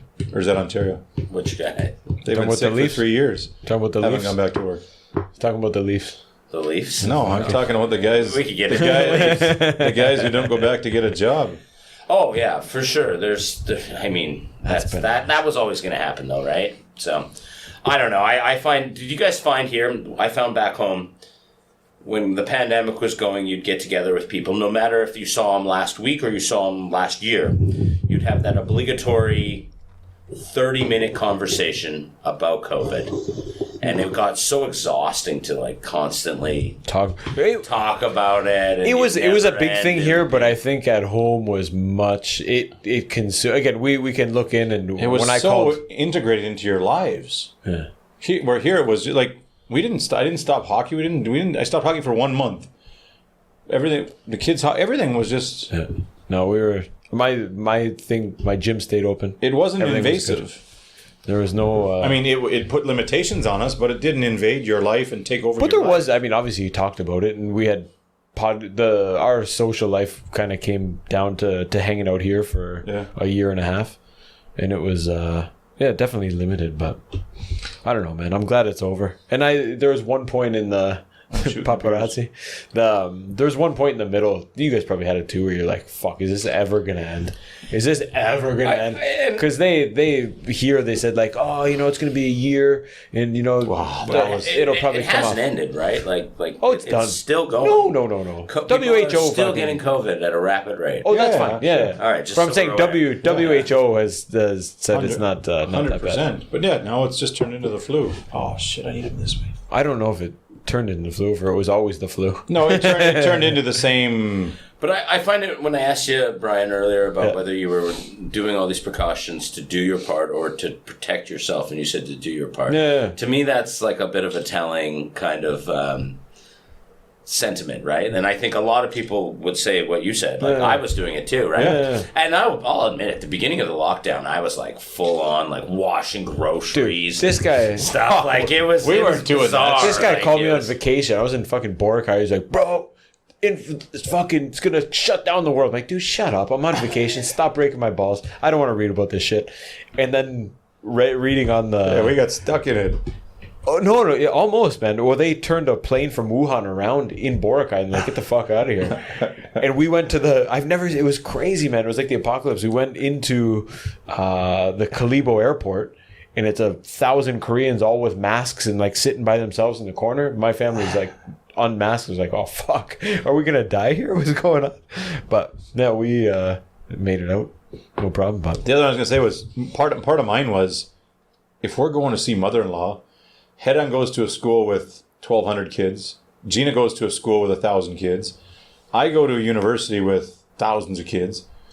If I'm going to go see mother-in-law and give her corona and she dies, am I okay with that? I wasn't worried about me, but... Did she invite you over? Or are you just looking for a bowl of supper here? No, but that was another... No joke. It was another thing. The rub, right? It was another thing, right? Like, Yeah. leave these old people to just fend for themselves for 3 years? That's what kills people, right? The loneliness, the no connection, if the it no was, human connection. if it affected, I mean, it affected the older generation. If it affected kids, do you think people who question the vaccine would have had a different take on it? 100%. And would have, Absolutely. you know, yeah. That's a thought I've had too. If it was, Or if it was their killing kids- us, sure. But I think in the beginning we thought it was killing. We thought it was killing us. Oh, it seemed like if you got it, it was. I got it before the vaccine. I got it like April 2020. Yeah, like pretty early. we got it. Oh, And, we got it really early. I was like, oh man, I'm gonna, and then this is fine. do you start questioning your daily routines and your life and stuff? Oh yeah, big time, right? You're like, oh. I mean, I was like, Just like the time you came. I off went of and Vegas. had a beer. It was April, so it was just starting to get nice. It was like 12 degrees, 14 degrees. Went and had a beer in a buddy's backyard. 4 of us met, and we no joke, spread out. I don't think I got it from that event. I think it was the grocery store or something, in hindsight.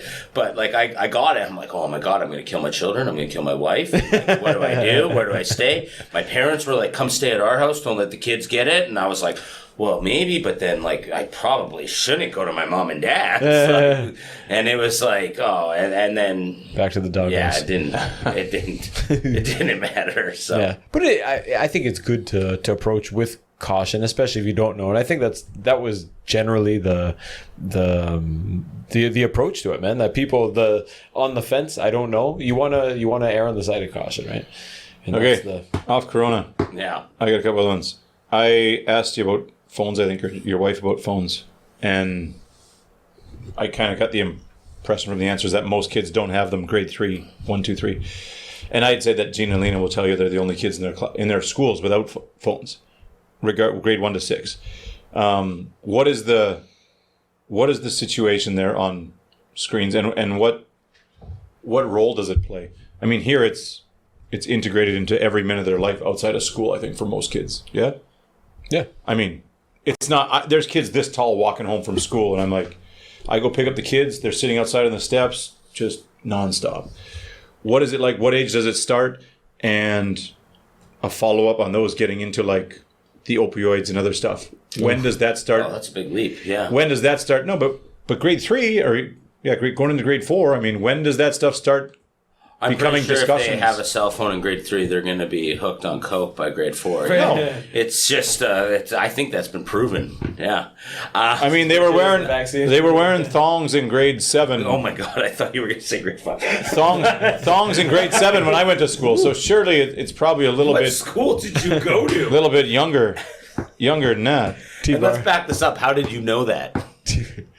Because the low cut jeans, every time they bend over, it was like advertising, right? I mean, that was part of the game, I think. T-bar Junghaka. Thunder Bay hits a little different. It's, So all these things are, hey, Thunder Bay, T-ball to T-bar.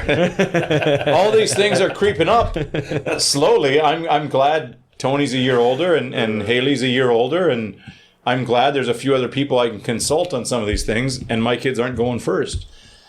I mean, I don't know about older kids. It does seem like, I would say in my son's in grade 3, so I would say probably only a handful of kids actually have a phone in grade 3. And like I was saying, it tends to be a circumstance thing, like divorced parents where they, or something, grandma's picking them up all the time. So it's just a practicality rationale behind it. But I don't know when they definitely, you see phones and tablets and screen time being huge, but I'm a little... Are they outlawed in schools? Yeah, they can't have them in the school. Like in Korea, don't they put them in the thing? They have to keep them in their backpack or whatever. But hold on, but tablets aren't outlawed in the school. Like it's part of the curriculum too, right? Oh, they have to use tablets, for science projects or whatever. They're always, and that's where actually this year we had our grade 3 teacher at parent teacher interviews. Sidebar on the COVID, she wears 2 masks and safety goggles for the entire year, including when we had to do the Zoom parent teacher interviews when she was in her own kitchen. Not really sure why that was going down, but she I think her brother was on the bus today. She she brought up to us that like he's not that savvy on the tablet. Like he's getting lapped. Like other kids know how to go to settings and go fix something and adjust the screen. Well, we didn't have any of that shit growing up, and you can. No kidding. You'll and you catch on pretty quick. Yeah. The learning curve is very steep. So we actually thought we overarched a little bit on like the restrictions of it, and Guaranteed you didn't. I don't. Yeah, 100%. I mean, always open to figure it out. But I wouldn't say that screens are. I don't know, Nate. Like I kind of look at it a little bit. I don't know how you guys were, but I remember being in like grade 3, grade 4, and like racing home to play like Mario Brothers. Like it was the be all end all. Yeah. And I don't really see the kids racing home to do the phones as that much different. Where it is different is that we had to be planted in front of the TV and you had to ask Dad if you could turn off the golf so you could play. Yeah. And there was a hierarchy in whether you were allowed to do it or not. Whereas now they're just pulling it out of their pocket and there's not that regulation that there was. There was no algorithms and no flicking through nonstop, and in terms of games, like I said about the Sega Genesis. I think you can learn a lot from the games. There's lots to learn from games, but those games are easier to turn off. Like when you die playing Shinobi, or Golden Axe or something. Like you could beat the game in 30-40 minutes, and it's like, I don't know if I want to do it again. Whereas now you respawn instantly, or you need this power up. You need, this thing is flashing, and I think it's harder to turn the games off. The games are better; they're more gripping. But personally, I'm more afraid of the influencer culture than I am of actual games or screen time. Yeah. I find it bizarro that people that have really no talent and don't do anything. He's taking shots at our podcast. And some... I thought he was taking shots at Liver King. Yeah, you guys are great influencers. I saw you on the airport on the way in. I was like, I know those guys. But it was... I'm more worried about that and them becoming followers of kind of fake things like that. Sure. Than I am about them playing games too much the reality is, like, I was watching my son today on his tablet, like, it was after lunch or whatever, and we're doing the dishes, and it's a tiny apartment, and there's 1 million of us at the sister-in-law's right now, and I was like, go on and all he wants to do is play, like, a math game. I'm like, the Sudoku. And I was just like... Sweet. I don't really see... Like, if it was on a pen and paper, we would never judge it. But because the medium is a screen, it's like... I'm like, like, I almost think he should do more of that, right? But I got no problem with that stuff. And that's where it's convenient. You bring it on the plane. It's easy. No problem.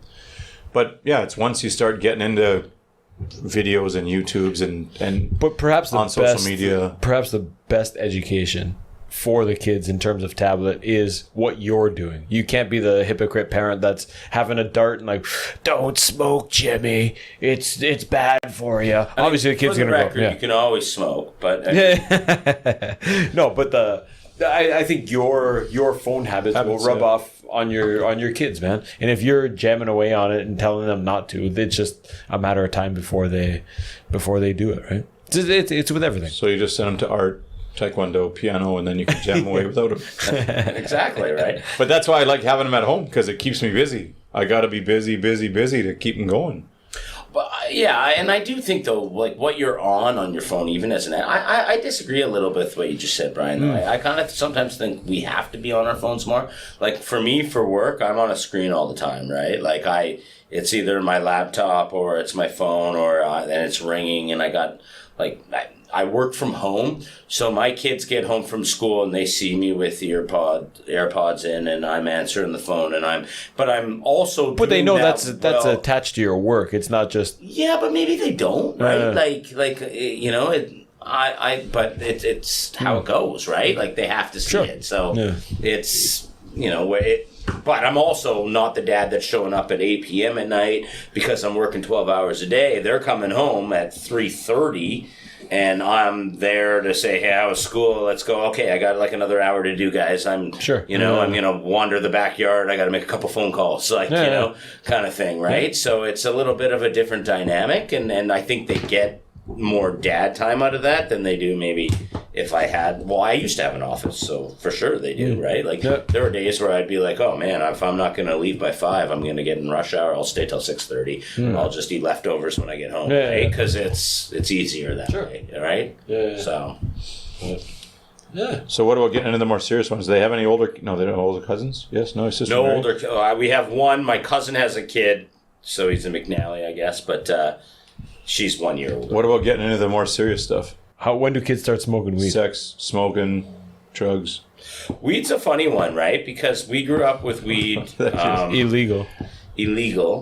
I do think that marijuana is better for children. I should say children. Wow. Marijuana is better than alcohol, in my opinion. If you're going to abuse one versus the other, I think it'd be better to be abusive towards cannabis than abusive towards alcohol. Sure.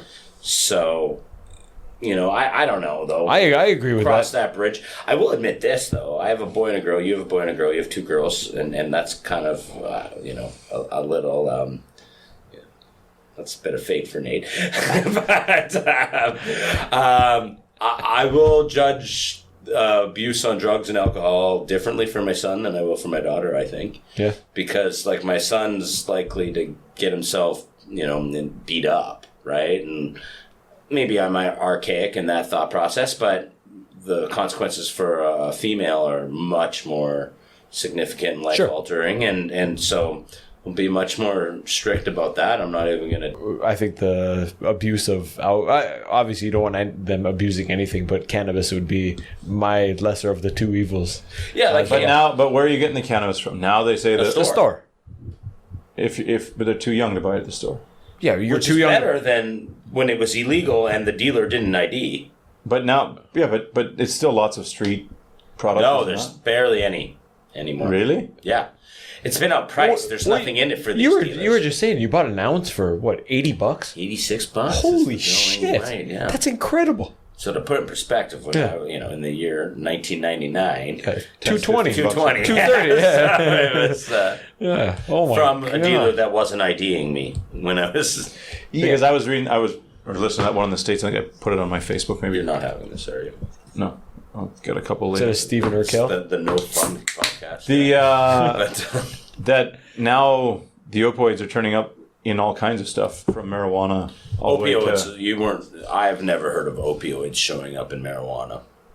The podcast is on my Facebook there. The guy from Texas, the head police chief from Texas. He said, this is the problem. Now the kids think marijuana's fine. I'm just going to have some marijuana.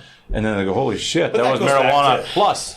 And now they want to get the marijuana plus. But you could say the same. You might be able to say the same thing after prohibition with alcohol, right? Well, alcohol is fine. I'm going to smoke weed. What is the greatest gateway drug known to humans? Alcohol. Yeah, 100%. And so I'd never tried any drug until I got drunk.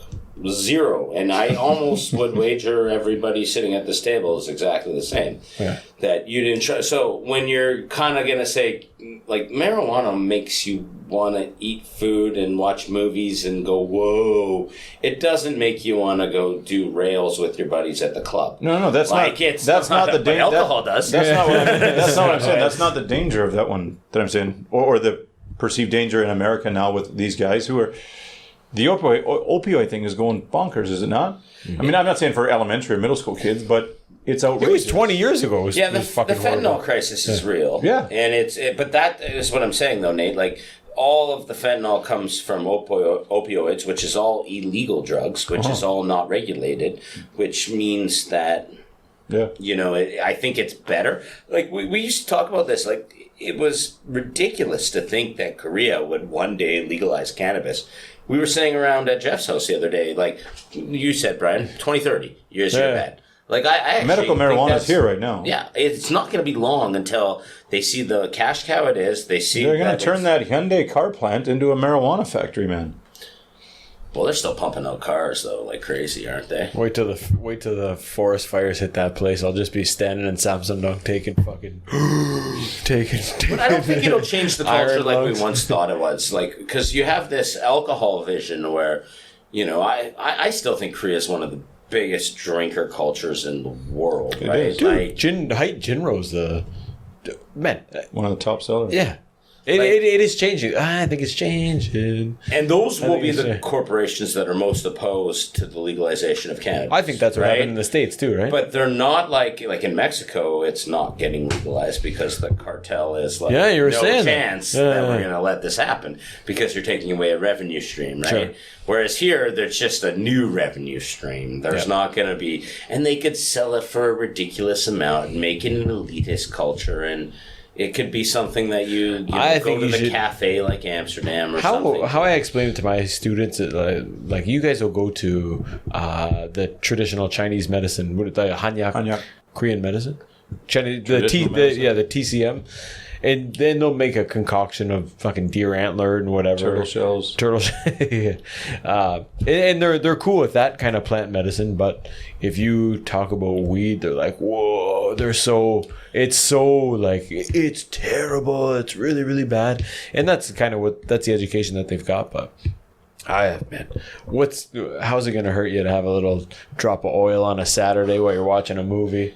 But to bring know? it back to Yeah. the kids, though, you never want your kids abusing anything. I look at it like I work in the tobacco industry, and when we were kids, it was cool. Like, you know, if a cute girl was telling you in junior high in grade 8 to go have a smoke up on the hill, you did it.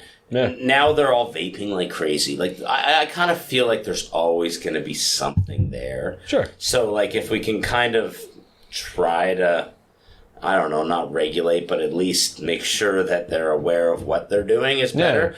Where if it's from the government and it's tested and it's sold in the legal market, it's better Yeah. than if it's the fentanyl thing is real and very scary. Like, you're seeing overdoses of people that like don't abuse drugs; they recreationally do them. Well, they were saying too they're dying because of fentanyl. They're seeing right? people too, like again, it's a selective story, but the one girl who just needed something, what do you call them, roosters? Kind of maybe like a caffeine pill? Yeah. Something like that. Uppers.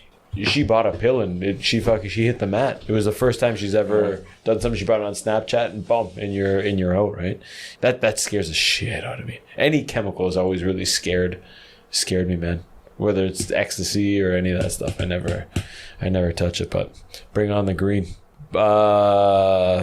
Vapes. Nicotine vapes are huge, and you're seeing an influx of kids doing it. Like my buddy's a junior high teacher, and he's like, it's out of control. Is it in elementary? I'm sure it is, but I mean, I don't see it outside hidden, my yeah. kid's school or anything like that. But I mean, like I said, my kids are grade 3 and 1, so we're not there yet. I was going to ask you here. You were downtown a couple times. Notice any differences or no? In downtown, Yeah. from the Cleaner, dirtier, smoking, no smoking. tattoos? There's way less people smoking. Yeah, and way more Really? tattoos. Actually, you know, one of the biggest takeaways I have of this trip being back is just the complete, like, Korea is so aesthetically, like, they're putting value on it. Like, when I lived here 12 years ago, there were not roads with flower pots on either side of the road. Oh, right? yeah. Like, there was not a fountain by Murphy's place. There's that fountain now. And Sure. It's like, it's like they've put like a huge emphasis on aesthetic value of beauty, and it's really impressive. And the money invested in it's awesome, right? Have you seen, or at McDonald's there, that what do you call that little stream that runs down the Tewa River. That was just like people just threw their garbage in there. Now it's a beautiful It was a thing. complete filth. Yeah. Yes. It was. And that takes you now straight down to Tewa River. Yeah. It's all paved. They have the cherry blossom festivals and stuff down there. It's really It's so nice, actually. Like the whole, I'm not joking. Is this an Ulsan thing? Because Ulsan's might richer be. than the rest of It them, right? might Right? be, yeah. Like, A little more money going into it here, a little more funds available, I think, for the regeneration of the city. But they keep doing different neighborhoods, different parts, and it's changed it more than any place I've ever seen in Canada ever change. We're even laughing at the road work on the way up here today. Like I was here on Yeah. Sunday. Nothing. They've clawed that whole road down, yeah. and it'll be paved by the time we leave here. But I was just wondering regarding project. I was running regarding smoking. Like I don't go out a lot now, but man, the amount of girls. Remember when we used to go to Japan? Lots of girls smoked, Yeah. and here there Why wasn't. didn't we pay attention to that? Here there wasn't many, but now it's everywhere, man. If you remember Yeah. your night in Samsung, they're like there's girls vaping and spitting and just Luger and all over. But I think there's less. Like, you're asking a guy, like I left Korea. the guys are less, 100%. But I left Korea 12 years ago, and that was when you could still smoke inside. So, like... And there were still free cigarettes in the army. Yeah, and everybody smoked. And then you would go to the bathroom, and there'd be, like, all the people smoking because they couldn't smoke with their seniors. And you're like...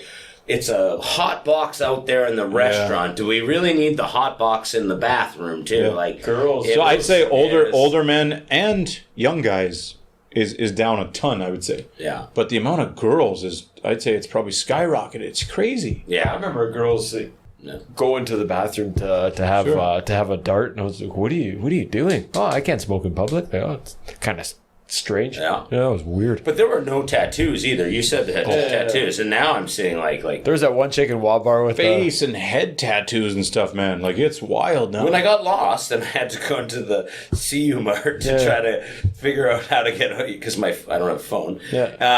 And the guy had a tattoo, all the full sleeve, and he didn't have his ID with him, and he was trying to buy a pack of smokes. And he was like, "Look, I have a tattoo. They won't give me a tattoo." I don't know if he said that. I can't translate. Yeah. But like, he was pointing at his tattoo, and she sold him a pack of smokes based off the tattoo. Sweet. And I was just kind of like, They're still I don't legal think- here. I don't think I could ever see someone. Tatties are still illegal, but my students, man. Oh my god. I have some classes I have where like half the students have a tattoo. They're illegal. Technically, Still technically illegal, yeah. technically. How? And they got some amazing But you artists need to be a doctor to put ink into someone's body. So I mean, There's a business you should get your kids in.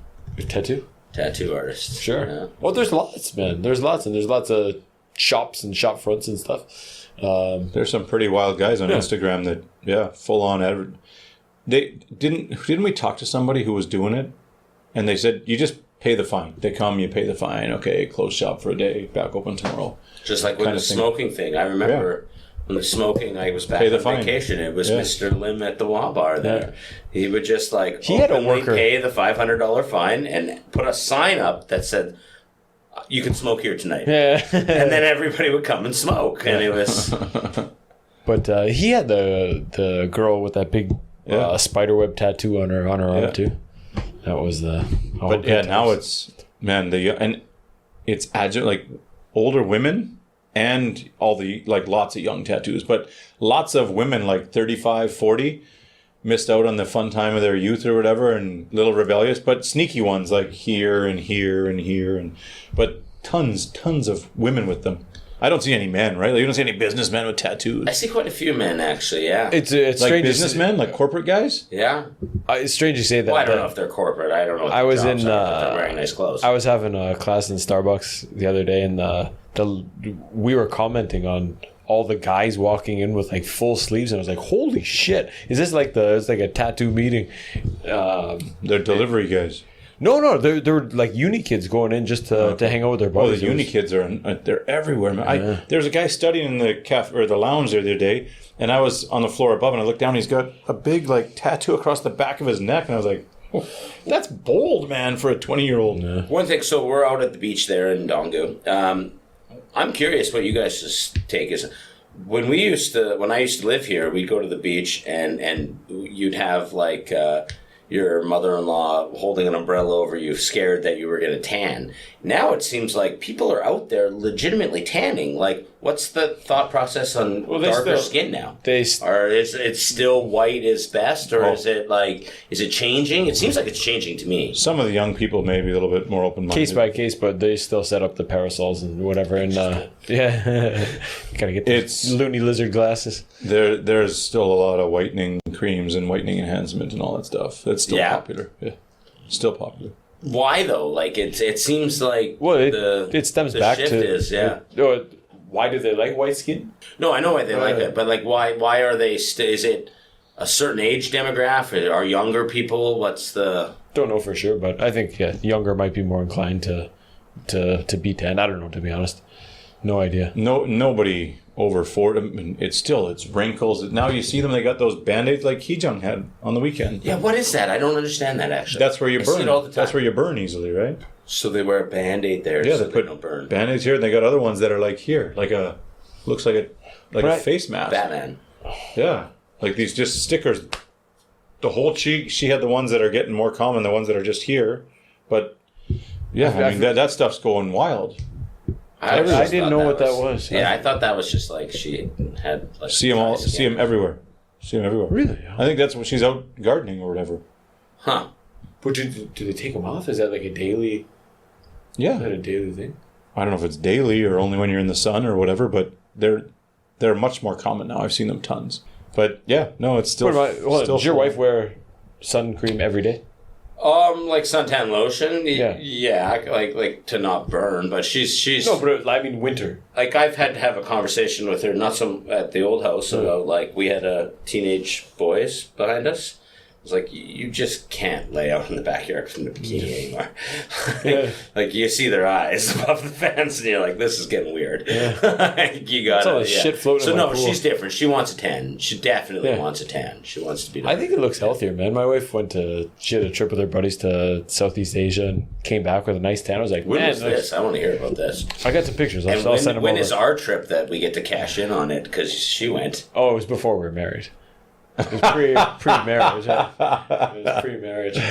That's we often joke, me and the buddies back home, like we just want our wives to get together and go on a trip because that means we get a boys' trip. That's what you talked about vacations. We're slowly migrating away from family ones and going to individuals. I don't know if it's healthy, but we'll take it. Yeah, so. That'd be an interesting trip. Yeah. I'd love to. Yeah, it's a place on the bucket list. Kyrgyzstan #1. But dude, you ever coming back? Could you ever see yourself moving back here? Never say never. But unlikely. Probably the only scenario I could see doing it is like if somehow the kids got some vested interest in Korea and we did it for them. I don't know what that would look like. Like maybe life's comfy in Canada. If they made the Korean national team for something and we were like, or they got into a sport that was like bigger here than like back home, right? Like soccer, wrestling. Yeah, like soccer, tennis, or golf, even, right? Like sure. like there's zero golfers from Edmonton, Alberta ever in the history of the world. Yeah. Like so, like if they became huge into golf, like maybe or something. But so I'm not big, but not really. No, I can't see it. I mean, I'm not. The biggest scenario when kids come back here is university. Yeah. When they start wondering where they're from, that would like at UNIST. There's a lot of kids that are born abroad and they're curious. They wonder. They're raised in international schools or whatever. They got English. UNIST is all English. And I met tons and tons of kids there that have come back to Korea and like Tony. Yeah. But there's lots of them. No, but I would love that. And to your question, like it's been 6 years since I've been back, 5 since my wife's been back. I'd like to do it every other year at least. Like I see incredible value for it. They're like even just hang out with your kids and kind of getting to know them, and that's good for us too. I was hoping he was going to drop teach him some of the important words to make him cool, man. Wow. There's no exposure. You got to give him the green light for that because he certainly likes it. There's no exposure here. There's no chance to talk like a as long talk as my like kids a young don't kid. put their hands in their pockets. Jesus. Well, that's he doesn't like celebrating when he scores goals, so he tries to look super cool, which is I like it because we got kids. Like I coached the hockey team this year, and we got kids doing the sword celebration, and you're like, guy, Isn't that a big... you're 8 years old. Just like the scores of these games are like 10-9. Like we don't need to be like it's. But I want to come back more frequently for that. Sure. I think it's great value. I think teaching them their roots, blah blah blah, all that shit makes them better people. But also just the diversity of like kind of you're like. They don't.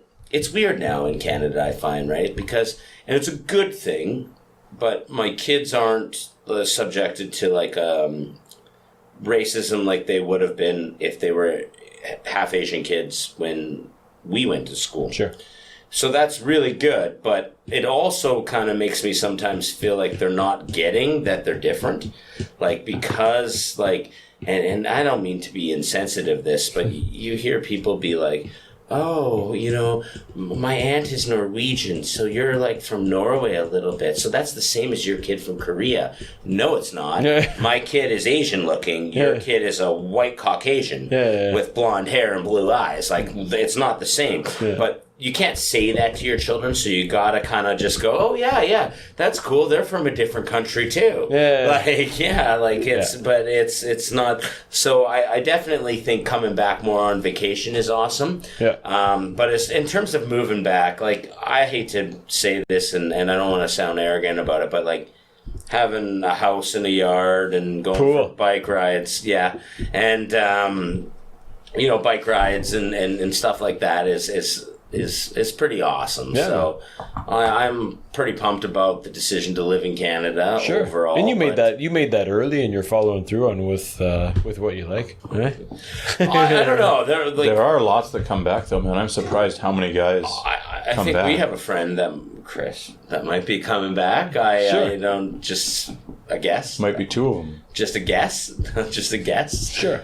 I never say never. I don't like. I think you guys got especially you two here, got a nice little with even this podcast and everything. You guys carved out a nice little niche, and you got a good community here, and you guys are making the most of it. But for every one of you guys, there's the deadbeat dad that's not involved in his kid's life at all. Sure. Sits and stares at his TV every night, and Absolutely. But that guy would have been a deadbeat anywhere. So Absolutely. That's my take on it. I think too, just talking about taking kids out of school, and I think a parallel with bringing them back here is that they get a wider world view. Our kids are somewhat in a bubble in their own schools or in your own hometown. When you go outside, you're like, oh, there's life outside of outside of my regular routine. I remember feeling that the first time in high school where we had like a free period, and you just drive around in the city and be like, this is what happens outside. In real life, you get just a different view or a different perspective. And growing up in Niagara Falls, though, did you ever like The center of the universe.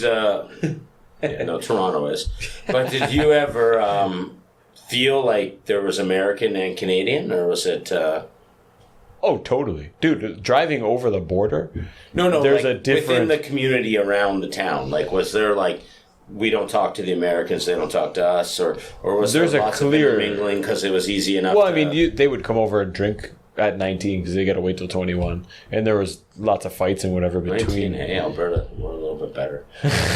18. But there's Niagara Falls, Ontario, Niagara Falls, New York. There was I could close my eyes, and if my parents drove over the border and I opened up, I'd be like, it's different. There's a different energy driving 5 minutes over the border. It's weird, but it's definitely a thing. Definitely different. Because Nick's raising his kids in the States, and hey Nick, he's not listening.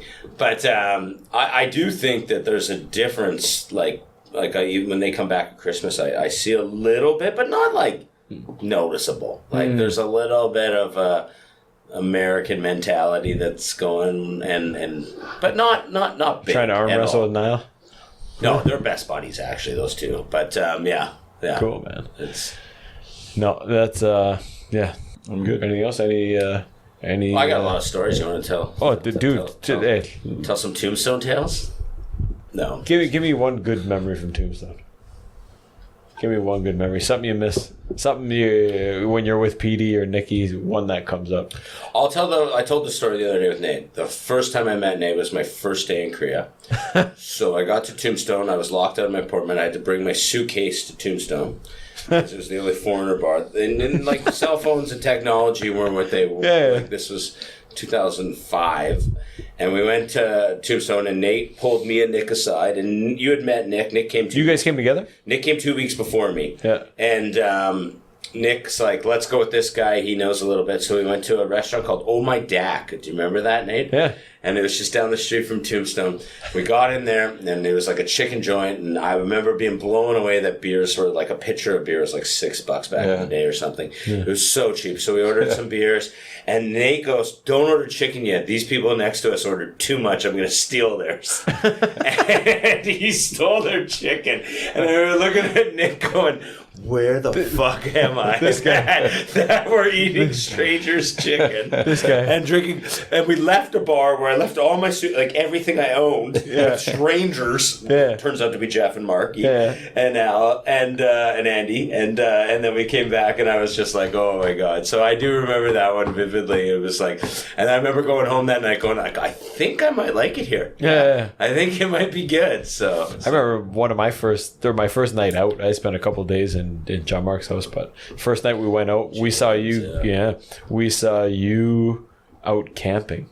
We showed up to you guys. You, Nikki B, PD, and Guy Petit were. Was that one of your first nights? It was my first night out. It poured rain, and we sat and drank Crown Royal in a tent. I remember that. Was it Canada Day? Canada Day. When were we That's doing correct. Oh man! Yeah. I brought a box of cigars randomly, and you guys just woke up out of a. we showed up at 2 a.m. Drove us out. Maybe it could have been or someone else, but was just throwing like glass bottles out of the car onto the highway, and I was like, this place is fucking nuts. And then we showed up, and you guys were sleeping. And you just woke up at 2 a.m. and just started pounding whiskey. I was like, "This is really one of your." I feel like this that place was is years nuts. later. I thought we No. you well First- before He that. First night in. came a few years later. That's two. I was That was already gone, so July 1st. You were there, weren't you, on that one? No, I didn't meet him until I came back from my big Asia trip. July 1st, 2007. 2007. Yeah. Wow. But I remember that trip too, and I remember, that was little known fact. We got pouring rain. We went back to me and Nick's apartment. Yeah. And then Guy passed out, and we drew all over him. Yeah. And then he woke up, and he was puking everywhere, and I had to drive him in his little van home.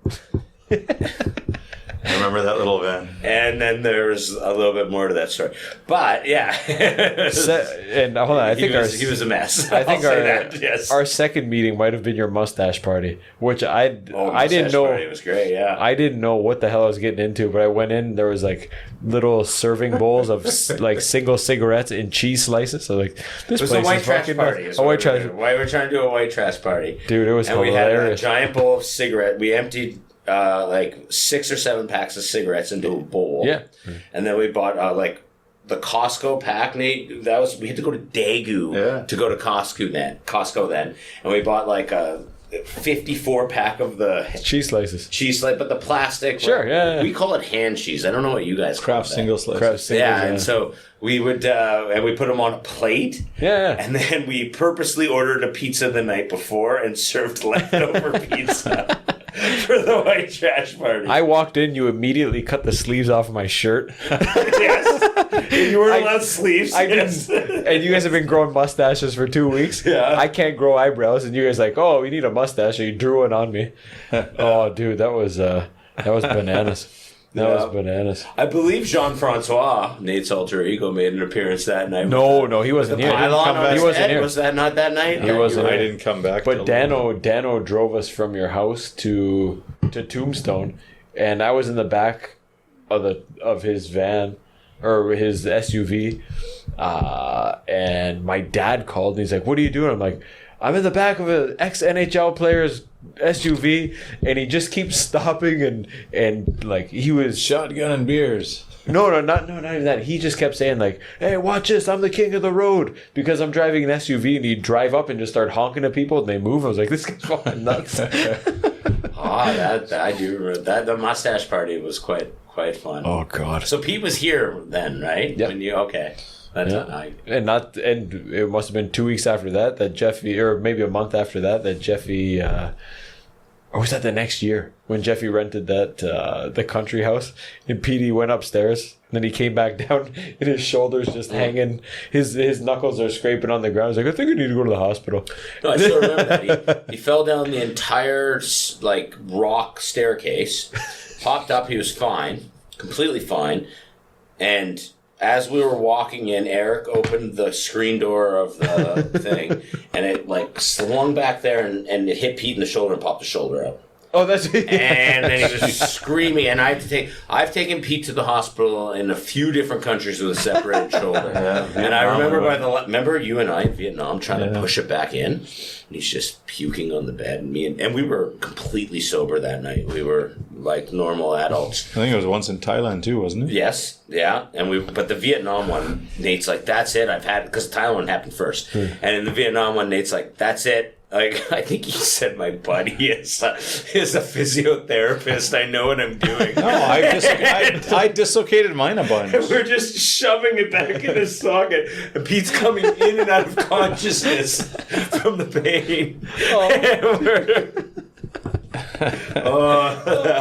That was a bad one. Oh, but man, listen. Next, I want you to promise us here on the podcast that next time you come back, you're going to tell the story of someone falling down and trying to move Lotte Mart back 6 inches.